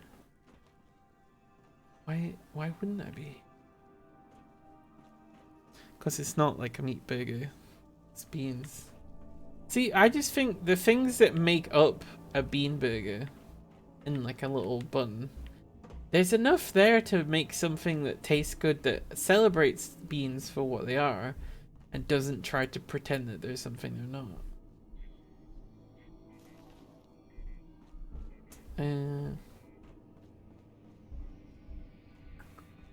I go this way.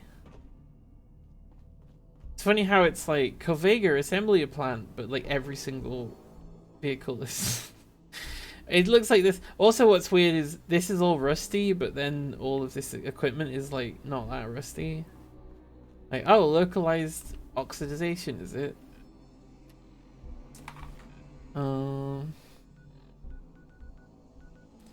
Yeah, I can't figure out what this is. I definitely don't.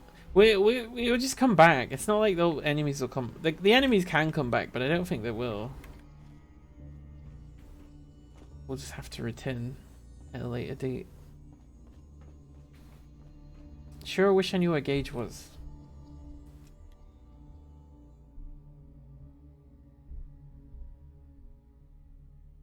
Something that frustrated me a lot when I was like, being a vegan is more expensive than not being a vegan. A lot of vegans were like, oh yeah, or a lot of people who I'm not even sure were vegans actually, but they were like, oh yeah, just eat beans, just buy beans. Beans are cheap.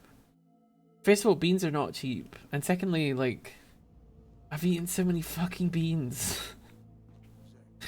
I've eaten awful things made of beans to try and pursue this a lofty goal of apparently being healthy because you've had loads of beans. You're full of beans. It's like, well, you didn't eat meat, and as we all know, the second that you eat meat, it transforms you forever into a monster who loves meat. It's like, I don't know if I don't know everything that's being said in this movement is even remotely accurate. Do we want to talk about it? You're not a real vegan. I mean, I'm not. Only someone who's personally suckled every single cucumber in the world could tell me what to think about veganism. Just to be clear, I was vegan for quite a while, and I would be again if I could afford to, and I strongly cannot. There's a certain point where just like no amount of beans will help you. You just need to buy food. Ugh. But I was for a long time, right? Like long enough to understand that it's a hassle. It doesn't need to be. I want to meet whoever does the marketing for Heinz and ask if they're okay because they pair beans with everything. It's part of British culture. Ow.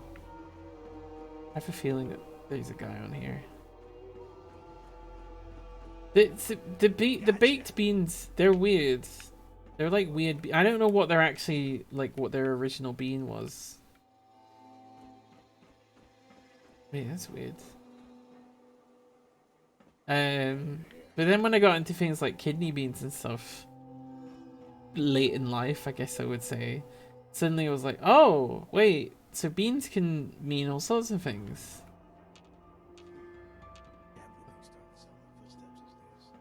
Here.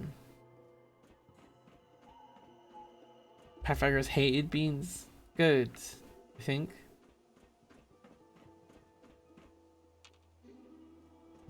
Hiding from me? They're small butter beans? Oh, okay. Because butter beans are like not really great to cook. And like they're kind of nice because they feel like they make up the bulk of something if you're like cooking a bunch of stuff. But I'm actually like slightly disappointed by that news. Even it doesn't matter. I don't know. I thought it'd be some like exotic bean or something. Exotic bean. Oh, I'm getting so sleepy.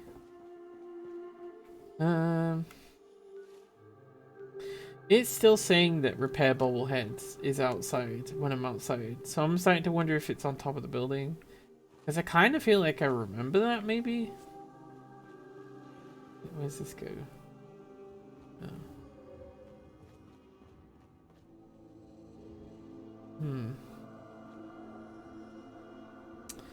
Pythag died because of beans. He was pressuring the Romans into a field of beans. He stopped because he hated the beans and was killed. It's a very Roman thing to happen, right? You know, someone denies them, someone dies. It doesn't matter if they're like, you know, empire-wide, internationally recognized as, you know, like the wisdom of the. Whoa, I forgot what I was talking about midway through talking about it. I was like, wait, what am I saying? I just saw it caught up with me and I was like, I think you may have phased out during that and started talking about something else. Because I started really heavily thinking about the succession of kings and I'm like, I don't remember thinking that. I just want my... Oh, I think this might be the right way.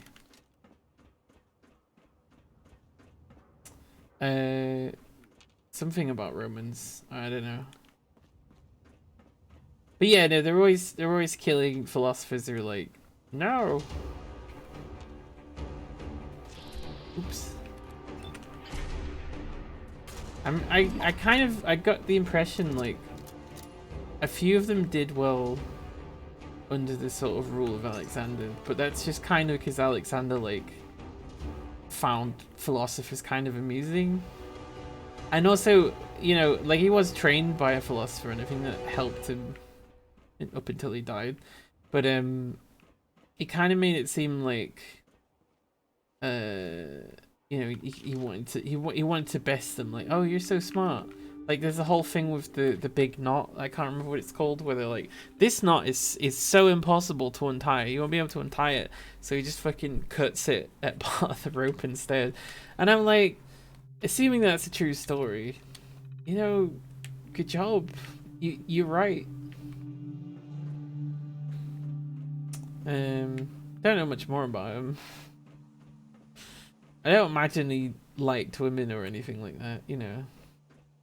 Classic Hellenic stuff.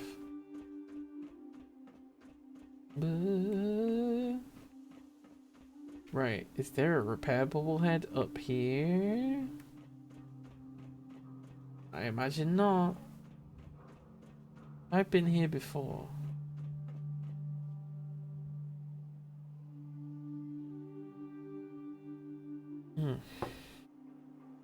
He won some land doing that, never existed. What, because of his beans?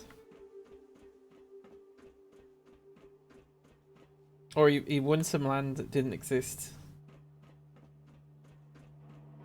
Just a fake country.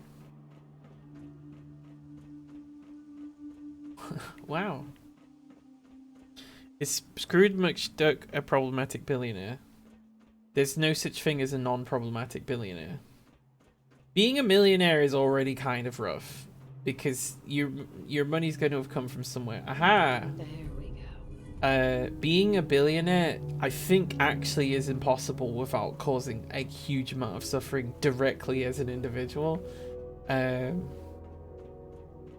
This why people say they don't like Beyonce that much, because she's a billionaire, and the part of the media reach involves like sweatshop labor and stuff like that. You know, it's difficult for me because I think that Beyonce's great, but then I'm like, oh. It's tricky also because I think that there's gonna be much more scrutiny on a black female singer. I hate using the word female. I hate using the word. There's loads of history of that as well. I was looking about how female was used deliberately to like dehumanize black women and stuff like that. That's not that sense I was using it. It's just more of a sentence structure tense type thing. The first female. Right, so we got what we needed. Gage is gone somewhere.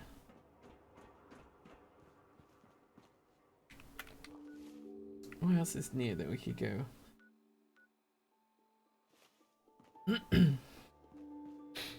Could be a billionaire and suffering because a billion is worth nothing.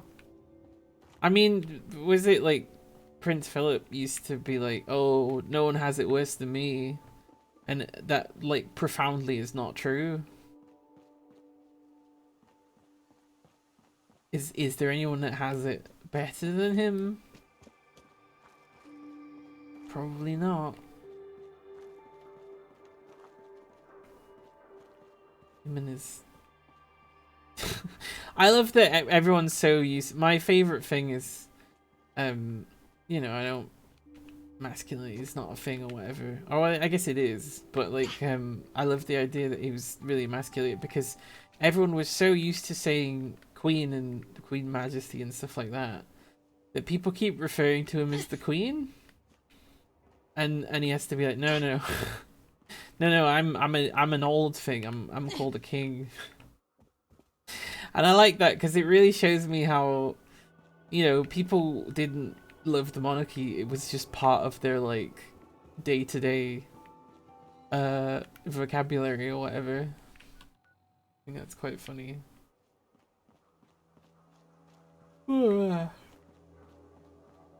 Excuse me. Said it was like East or something, so he just went west and claimed it was him.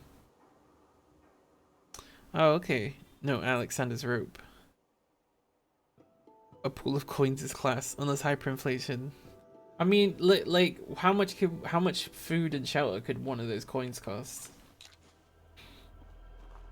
Could be tricky subject. I thought it was funny to think his Victor Duck is problematic. I mean, he's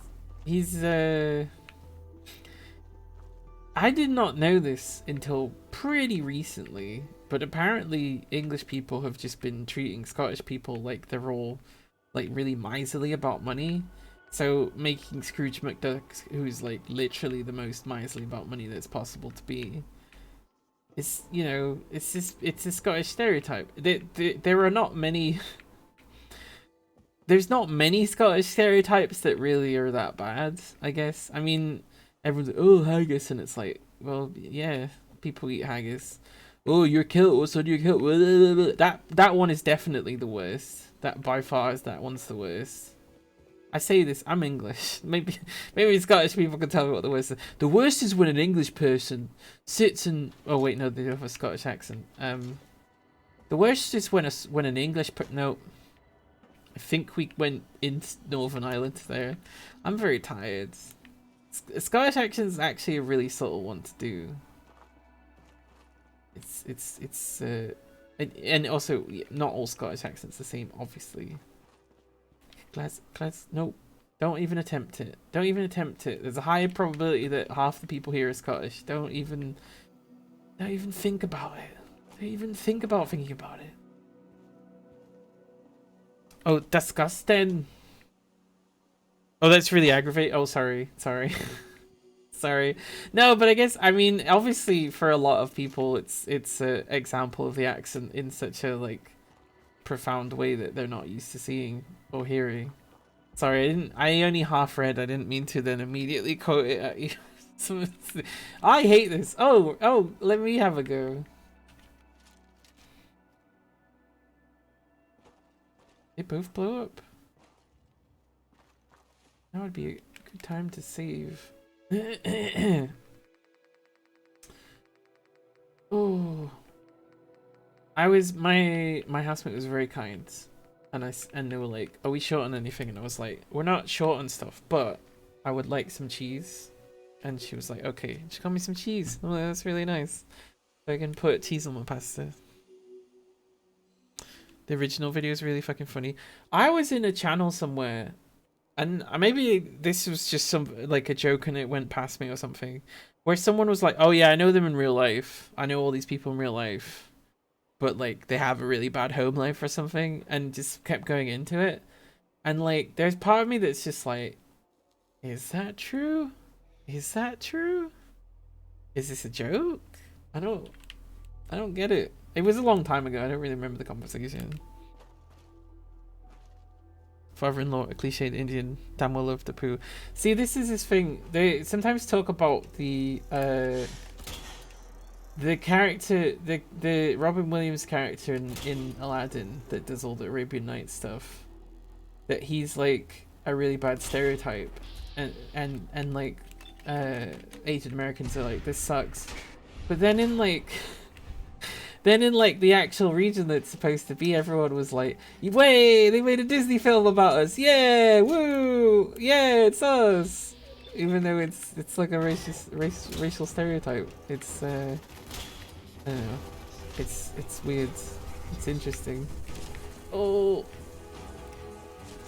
but I guess, you know, if anyone's allowed to like a Indian stereotype, it's an Indian person, right? I guess. Best Scottish fit, in my opinion, is the dripping like a knackered fridge fella. Your stick's not even touching the ground, man. Stick's not even touching the ground, man. No, can't do it. I'm tired anyway. It's amazing how much of my vocal ability is entirely tied to my sleeping. There's been it's rough actually, times where I've had to like roleplay or something and I've had to keep the same voice. And I get to a certain tiredness, it's like, it's just gone. It's just me. I'm not even doing a voice. Also, I do have that cold. The fake cold. I'm gonna need to rest so much. But that's the idea anyway. As long as I don't like go to sleep after stream and then wake up at like 2 AM or something, that would really suck. How can I beat this thing? Plasma grenades. Work through the window, please. Oh, I don't know if that was through the window. I forgot it was Speedy. Yeah, no, Speedy's very popular.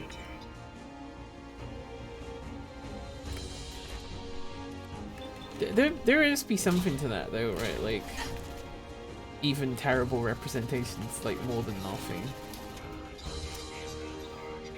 for people. I don't know. It doesn't mean mean that like oh actually the media was good. It's more like people's just like kind of ingenuity and like willing to compromise.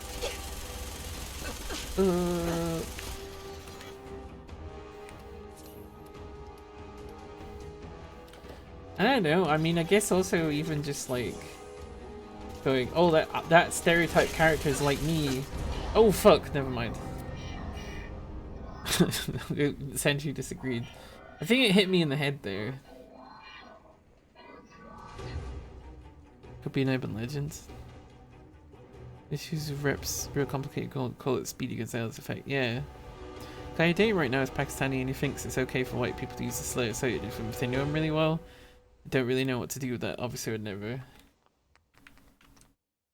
I don't know. I think if I think anybody given the racism card, if such a thing exists, should prove the worthiness of it by not doing it, right? Oh, you're allowed to say the N-words or whatever. No. I mean, that's for them, I guess. That's really for them to decide in their personal, like, if anyone should be in charge of it, right? But yeah, no, I would not. I would be so far. I'd be like, what? No. Right, okay, so don't fight the robots, because there are like 4 of them. We do need to... It always says find issue 1, and I can never remember if that's the one I'm supposed to avoid, because I can't do it yet. I think it is, right? Because it's just like a pipe. And I keep thinking it's a different one. Just for clarity's sake. Okay, so they are all... Yep, okay. Not even a nuke would shift them. It should be fairly easy to just walk around this area, because we have done it several times before. Wish you didn't feel terrible when you experienced Asian hate. Yeah, this is not your fault. I remember there was a time when like transphobia didn't bother me as much, like when I wasn't out and stuff like that. And the more I've received, the more I feel like, ugh, like. Oh, simps. One of them's called Skinless Pete. That's interesting. Right, probably shouldn't have done that. Though they do seem to all be stuck in that building. Oh, never mind. Never mind. I don't think we're getting Skinless Pete back anytime soon. Probably didn't even have anything with taking, right? 1 bug, 2 bugs, big bug, 3 bugs. Missile? No. Minigun? Oh fuck, they found me anyway, never mind. No, don't reload! Kill him!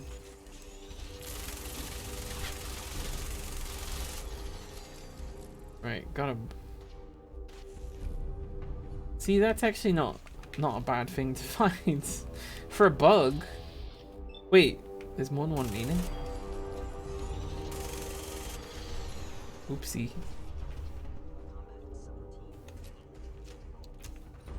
Ow! Go back to your cave. I shot them so many times. I tried to shoot them so many times. Fuck it. Oh, there's bugs. Oh no, there's bugs. These are worse. Is it? Oh god. Definitely worse than Simps. No, go away. I'm trying to fucking loot a bug. Skinless Pete 2. Sequel to Skinless Pete. Oh, I'm gonna die. I'm gonna die. I'm gonna die. I'm gonna die. No, I think whatever was stopping them from leaving their building is not so much of an issue anymore, because the number of lasers is increasing exponentially. Oh, who's that? Rust Devil. How come the fucking Rust Devils are all like, oh, we love Protectrons. How come they're never like, oh, simps, or like a piece of that, please? I wonder if the DLC, some DLCs in some games seem to be designed to happen, like open to being happen during, or they're designed to be after the main game. Right, big explosion up there. Big explosion. You see that with detector program simps. Well, fucking Nick Valentine, me, and the memory den were just like, oh, we can just hack into a brain. So it can't be that difficult.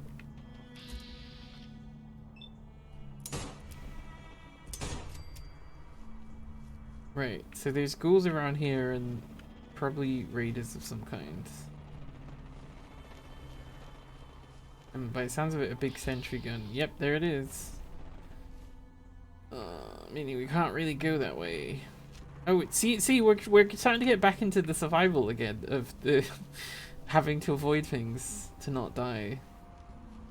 I just don't have anything that would really do real damage to a sentry bot without kind of feeling wasteful.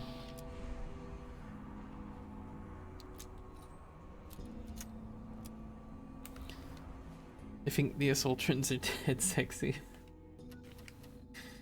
You're so sexy, I can't pull you apart.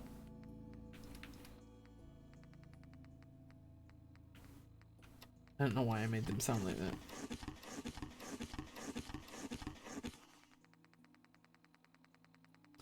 Right, so carton of cigarettes is filled with packets of cigarettes. There we go.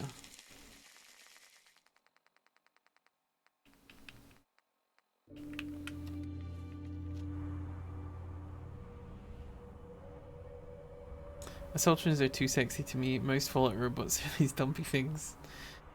You wouldn't know, Rosie, but there was a Protectron sex worker in New Vegas called Fisto. I actually did know about that. There's a whole like red light building or whatever. I seem to remember because I was watching someone stream it who was like, oh gee, I better get out of here because my stream is not intended for mature audiences. And Fisto was definitely mentioned, or was on the screen. I don't remember.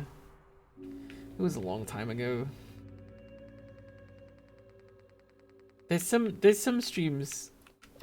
I guess I do, unless I don't know the stream so well. I guess I might do this. But like, there used to be streams that like I would just be liking, or like, oh fuck. Can't grenade me if I run away. I can run faster than you can throw grenades, I think. Alright, let's not go to Abernathy Farm because we've done enough to those poor people. In multiple universes. Oh, that's a big sentry bot. Why is it there? Why is it there? Oh, and that's another sentry bot. Oh, and that's another.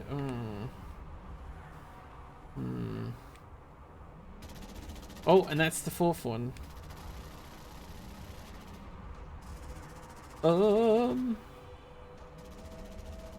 I just gently. No. Oh fuck! Never mind. Run.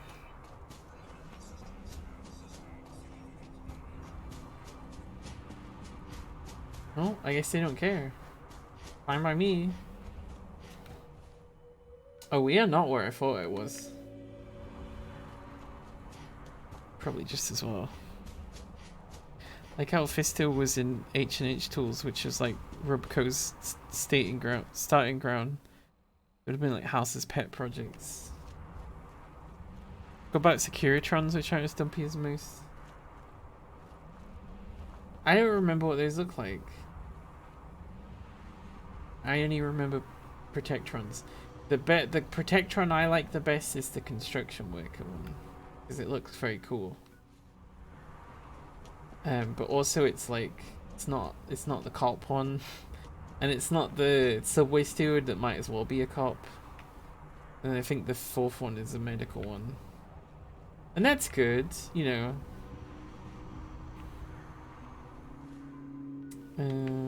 Oh, it should. Oh, it's just here. It's just around this corner. Hello, friends. Hi, how are you? Oh, he said hi. It seems like you've gained. Oh, we've gained a child. Any handout, if that's what you want. Oh, you're a trader. What? Are you a trader? I just want to trade a few Oh, things. you and you got a little buddy. He looks a little dirty. You should probably go live in Sanctuary though. So we're just going. Oh, I think I just took all your money. Sorry. Right, off you go.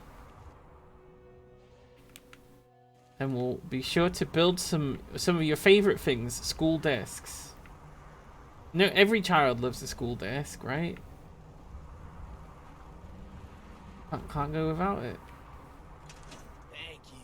Oh, hello, Sheffield. Why is there a Brahmin in my bedroom? Yep. No, the Brahmin's still there, Sheffield. I just need to. If I could just. So this way the Skyrim NPCs work is they really do not like you walking into them. So I think just running into the Brahmin was probably enough. The first NPCs you meet. Oh, those ones. Yeah, I remember that. You hate Victor. Don't know why. I just don't like him. His ability to hop onto another body on death is very silly. Kill Victor almost immediately.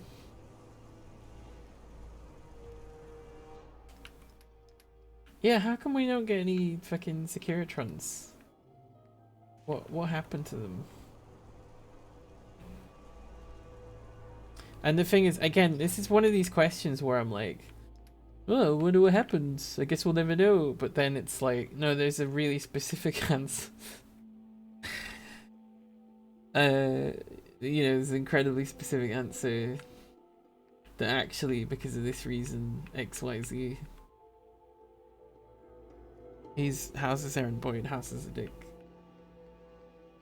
Well, you gotta have a job somewhere, I guess. Right, store that. For some reason I got street urchins stuff. Don't need that.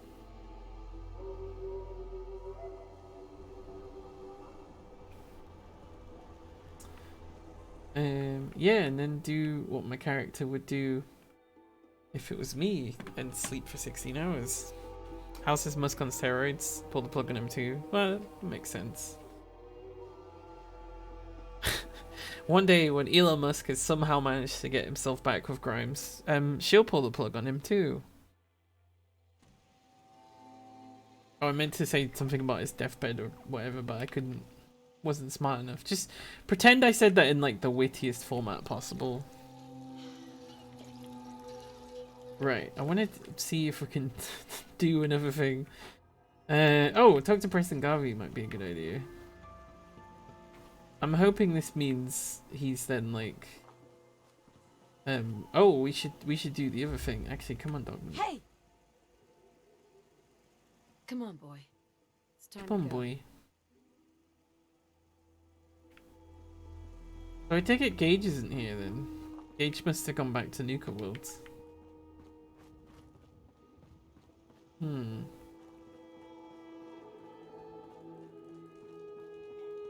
Wish I could side with the Brotherhood more in the game. I think the reason you can't is due to time constraints. Do you mean in Fallout 4? It's weird how much Punchbag has fallen over. Wait, can I fix this? No. That's just... That wasn't the way Punchbag died. Is all. I guess there's nothing I can do about that. Oh, hey, Tiny Consworth. Mother Nature never ceases to amaze. Through all the post-war devastation, the sunrise is still quite impressive. See, that's quite a sweet thing to say. However, I played this game enough that I've heard him say it about 400 times. So the majesty of that situation is kind of robbed away. Oh, New Vegas. Well, yeah, because I mean, I guess they're not really like. They're just there because they're in other games. Like, they're not the focus. I guess I'm making a lot of assumptions.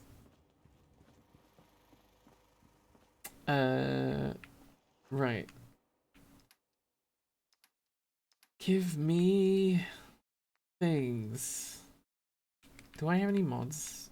As in, these things. Yeah, I do. There we go. Oh, they made flares because it's a minute counts as a minimum base. It now produces flares. I think is how that works. I guess we'll take all that as well. Where is this Garvey Preston? Bad news, huh, Mama? You ever seen one of those suckers before? Where is he? He can't hide from me. I have the Instabel. Oh, we got quite a few settlers. I should probably start giving them gear so they don't die horrible deaths. Preston. I cleared out that spot you sent me to and set up a radio beacon there. That's great news. With one bullet. Once folks have some place to call their own, they'll be willing to help defend it. As usual, I have something else for you to look into. We've gotten big enough that we're having Yes. or quite the imagination. And I have a solution. I think it's time to retake the castle. Yes, I knew it would be It next. used to be the Minutemen HQ, way before my time. Well fortified, centrally located, and most important, it has a powerful radio transmitter we can use to broadcast to the whole Commonwealth. Sounds like just what we need right now. I thought you'd like the idea. So, should I have an assault force assemble near the castle? Yeah, let's do this. We'll do some recon and meet you outside the castle. It takes very little for him to suddenly have the ability to have like a recon force or something. I'm like, at first I had a place join the Minutemen that had one settler in it, and then because I did that, I was able to summon 3 Minutemen. I'm like, that doesn't add up.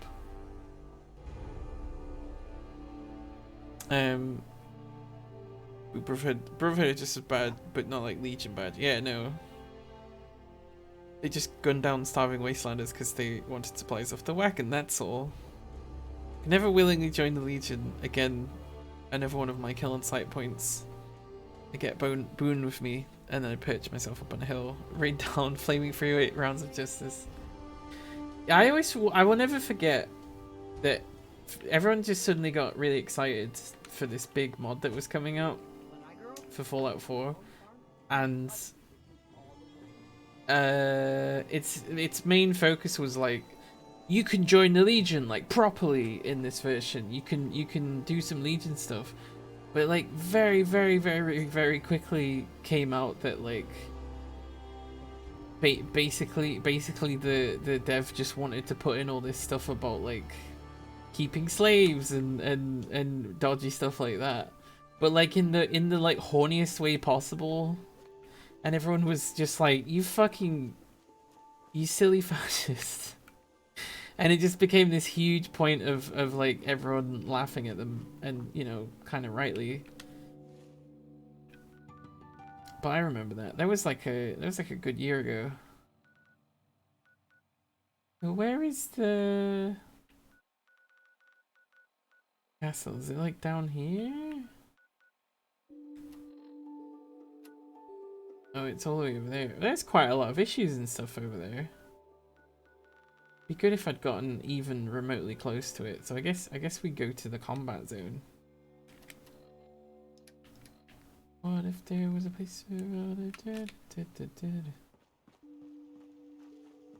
thinking, if you're thinking of the frontier, that's a good rabbit hole. Huh? Is that what it's called?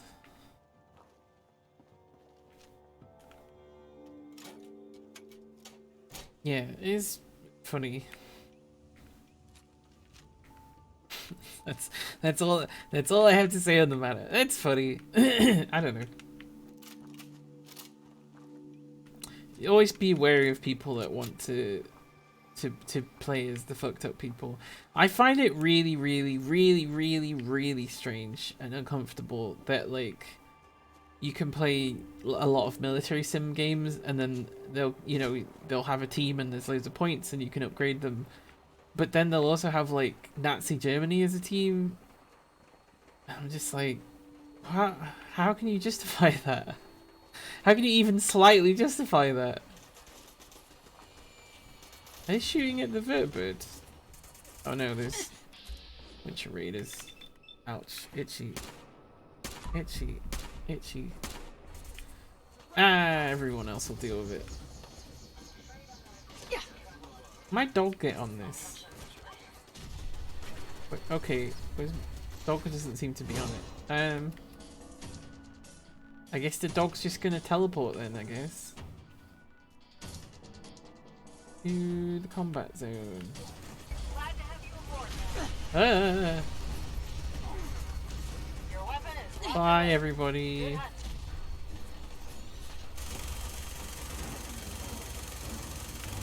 Not hitting a single one of them. We seem to be flying backwards. Oh, there's my dog. Oh, I seem to be flying backwards into a grave. How? Try and stay away from more games set in real conflicts rather than having plastic army green men. Yeah, I've always kind of felt like that. They've always seemed too close.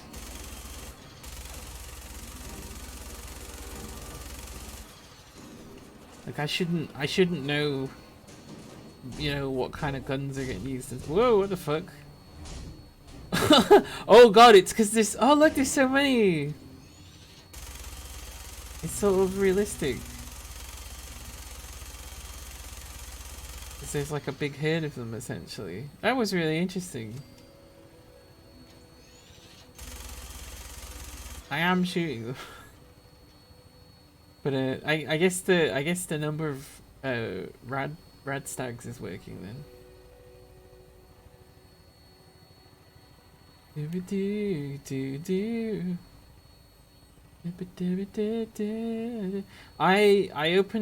listened to some Radiohead. I didn't do too much of it because it was making me sad, but I wanted to listen to like one of them, and then YouTube was just like, do you just want to listen to all of the sort of rock hits of the 90s? And I was like, okay, because like I have this vague understanding, like Radiohead, if you were to ask me what year it came out in, I would not be able to answer the question until now, which I think is like 90s, or at least they had stuff going on in the 90s. And I realized that I almost have this kind of like blind spot or something, or whatever the term should be, to things that came out in the 90s, and I'm like, when's this from? I can't place it. And it's like, yeah, because you were like a little baby for a lot of it. Ow. I'm being shot at again because we're in the combat zone, probably.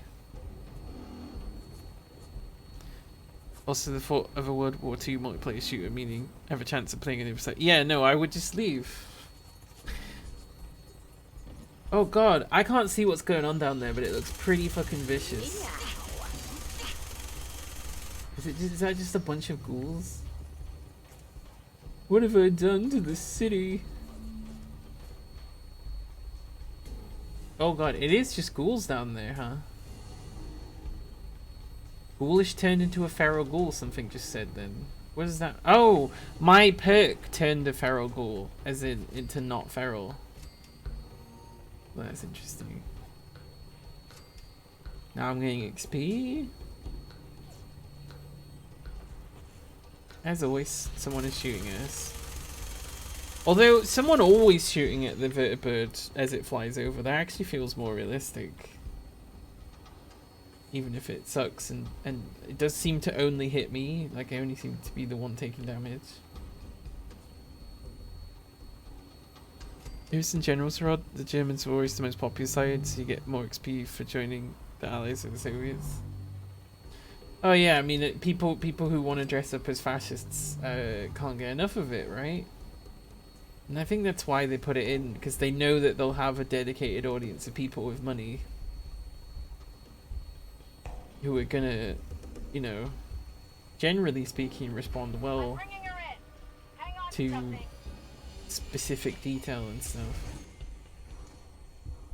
Although maybe not so well to some other specific detail. But yeah, no, it makes me feel, makes me feel weird. It makes me feel like, you know, the game needs to be pulled down, kind of thing. Because I think about how hard it is anyway in certain spaces. Like how, Swan didn't come, oh, did Swan never just die? No, Swan never died, I guess. I didn't kill them. Oh, hello. Yeah, by all means, run up and punch me. What a great idea that would be. Oh, they do have knuckles, to be fair. So it is what they're supposed to have. No, I'm crossing over. I remember way back getting banned off a day of a defeat server. Day of Defeat server when we were playing as demonstrating D-Weight, and I lobbed grenades to the friendly machine gun nest and got kicked as soon as possible. Yeah, it's like me with the Marion helmets. I'm like, you can't put me in a team full of people that are my enemy. Although interestingly, I was in another stream and someone was talking about, you know, how Pocahontas was obviously like a very inaccurate story about actually something really horrible that happened, and I got to use my anti-Marion helmet emote, and I was like, oh yeah, this is the perfect usage for this. So that was fun. That was early this morning, I think. We're still in the same day. Right? It's still the same day. Now it kind of looks like, yeah, issue 2. There's just like an issue 2 somewhere. Now, I should save here. They haven't actually explored anything over there. And part of me is like, is there a good reason for that? Like, you just couldn't live if you walked a little bit too far in that direction.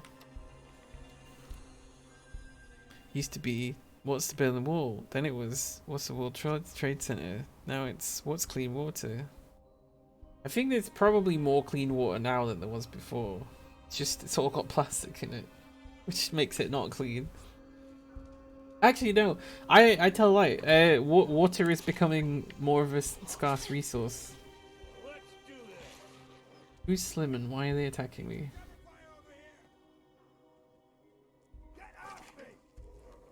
Oh, I think a bunch of raiders have walked in, and because I'm smoking, they've decided not to attack me. Oh, I see. Slim was one of the people that just like lives here. Because I remember he like talks to his friend or something, and I'd never seen that before.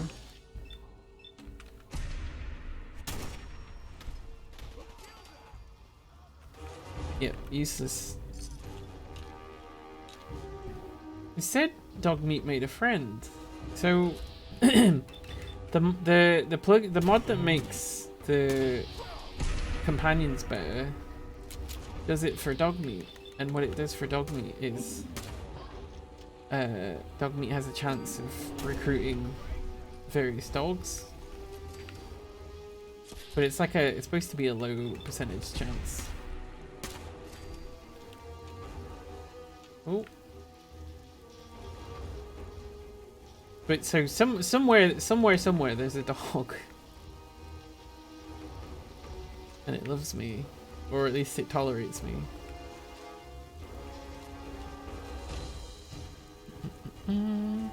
Reminds me of how soft drinks can be more available in clean water in some places. Makes a lot of sense. In one place I grew up in, yeah,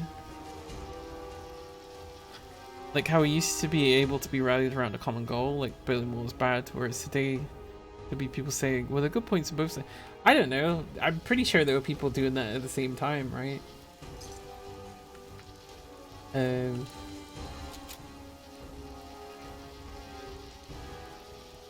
I think it's easy. It's definitely easy to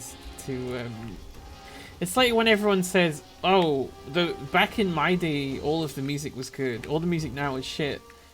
No, there was loads of shit music. There's loads of shit music. It just didn't survive. The only stuff that survived was like the best of the best. So it's like a confirmation bias.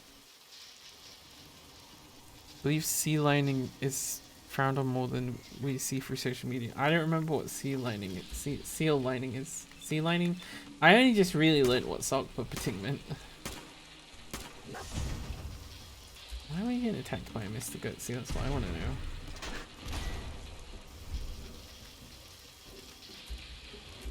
Oh, because it's like gonna... It's a gonna thing.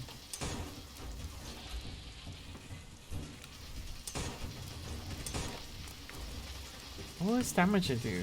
It's not even enough. See a Morton total. Joe on top of the cliff. Don't get addicted to Sprite. You'll continue to send its absence. I literally, yeah. Is that like water, right? Combat inhibitor. It blew up somehow, but it's still something's still shooting at me. Oh, it's you. Hello. Oh, and you brought friends. Uh-oh. I don't know what Slim's doing, frankly. Oh god, there's going to be a lot of gunners here, aren't there?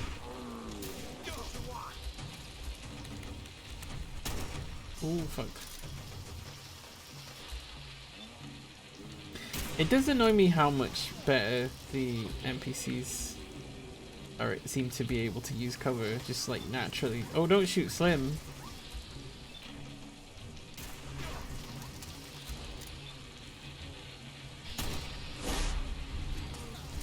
Alright, that's you dead. And that's you dead. Oh, I think there's a grenade by my feet, I'm not sure.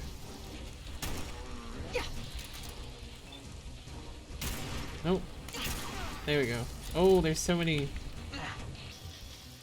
Oh god, there's still so many. Fuck off, everybody. This is my tunnel. Whatever this is. Headshot after headshot after headshot. And still they persist. And still they persist. I'm killing them so quickly. Oh, they somehow got in my fucking VATS then. Do you see that? Right. I do need to escape.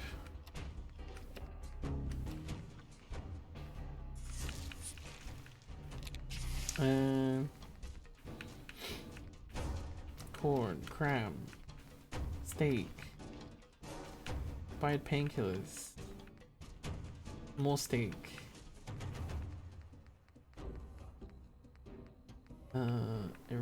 Instamash. Jet. Medics. Alright, let's go.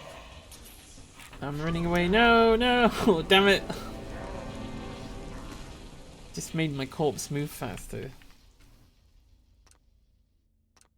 Oh, this is ages back. Yeah, maybe it is time for me to end the old stream. I did say I would get to about 4 hours. Oh, sorry. What an obnoxious way to yawn. Sea lining refers to disingenuous action by a commentator of making an ostensible effort to engage in sincere and serious civil debate, usually by asking persistent questions of the other commentator. Oh, like, just like everything fascists say. Like that guy who was like clearly a troll and was like, what do you mean? Don't have disease-free water as Pepsi, okay? That's really how it could be in some places. Yeah, I mean, carbonated protects it. It's sealed in a can. It's got like a standard cost. Right. Oh, someone gave me a subscription to MK Minimum. That's nice. That was 2 hours ago, though.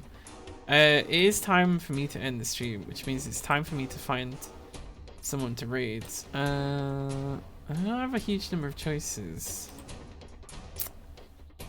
So I want to try and... Oh, what's that person doing? I want to try and find someone...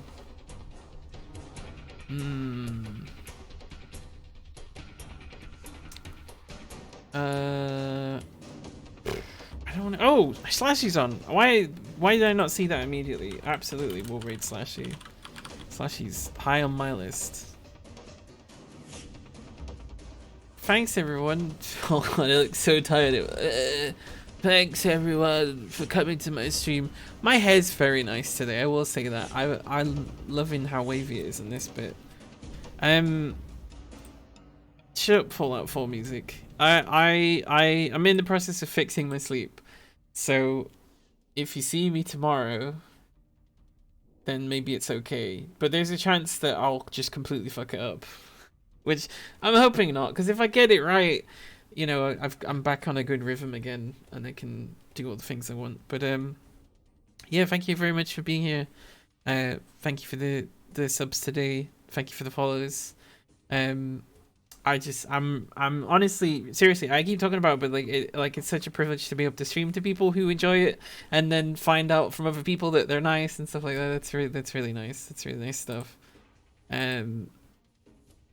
Oh yeah, join the Discord if you want. Oops, Discord. There's a fuck's sake. Join the Discord. There's a Minecraft server in there. If you've got a single pound, please give to Ko-fi. We might get this graphics card funded soon. The VODs of this game go to YouTube. I'm tired. Let's say hi to Slashy, my good friend. Bye bye.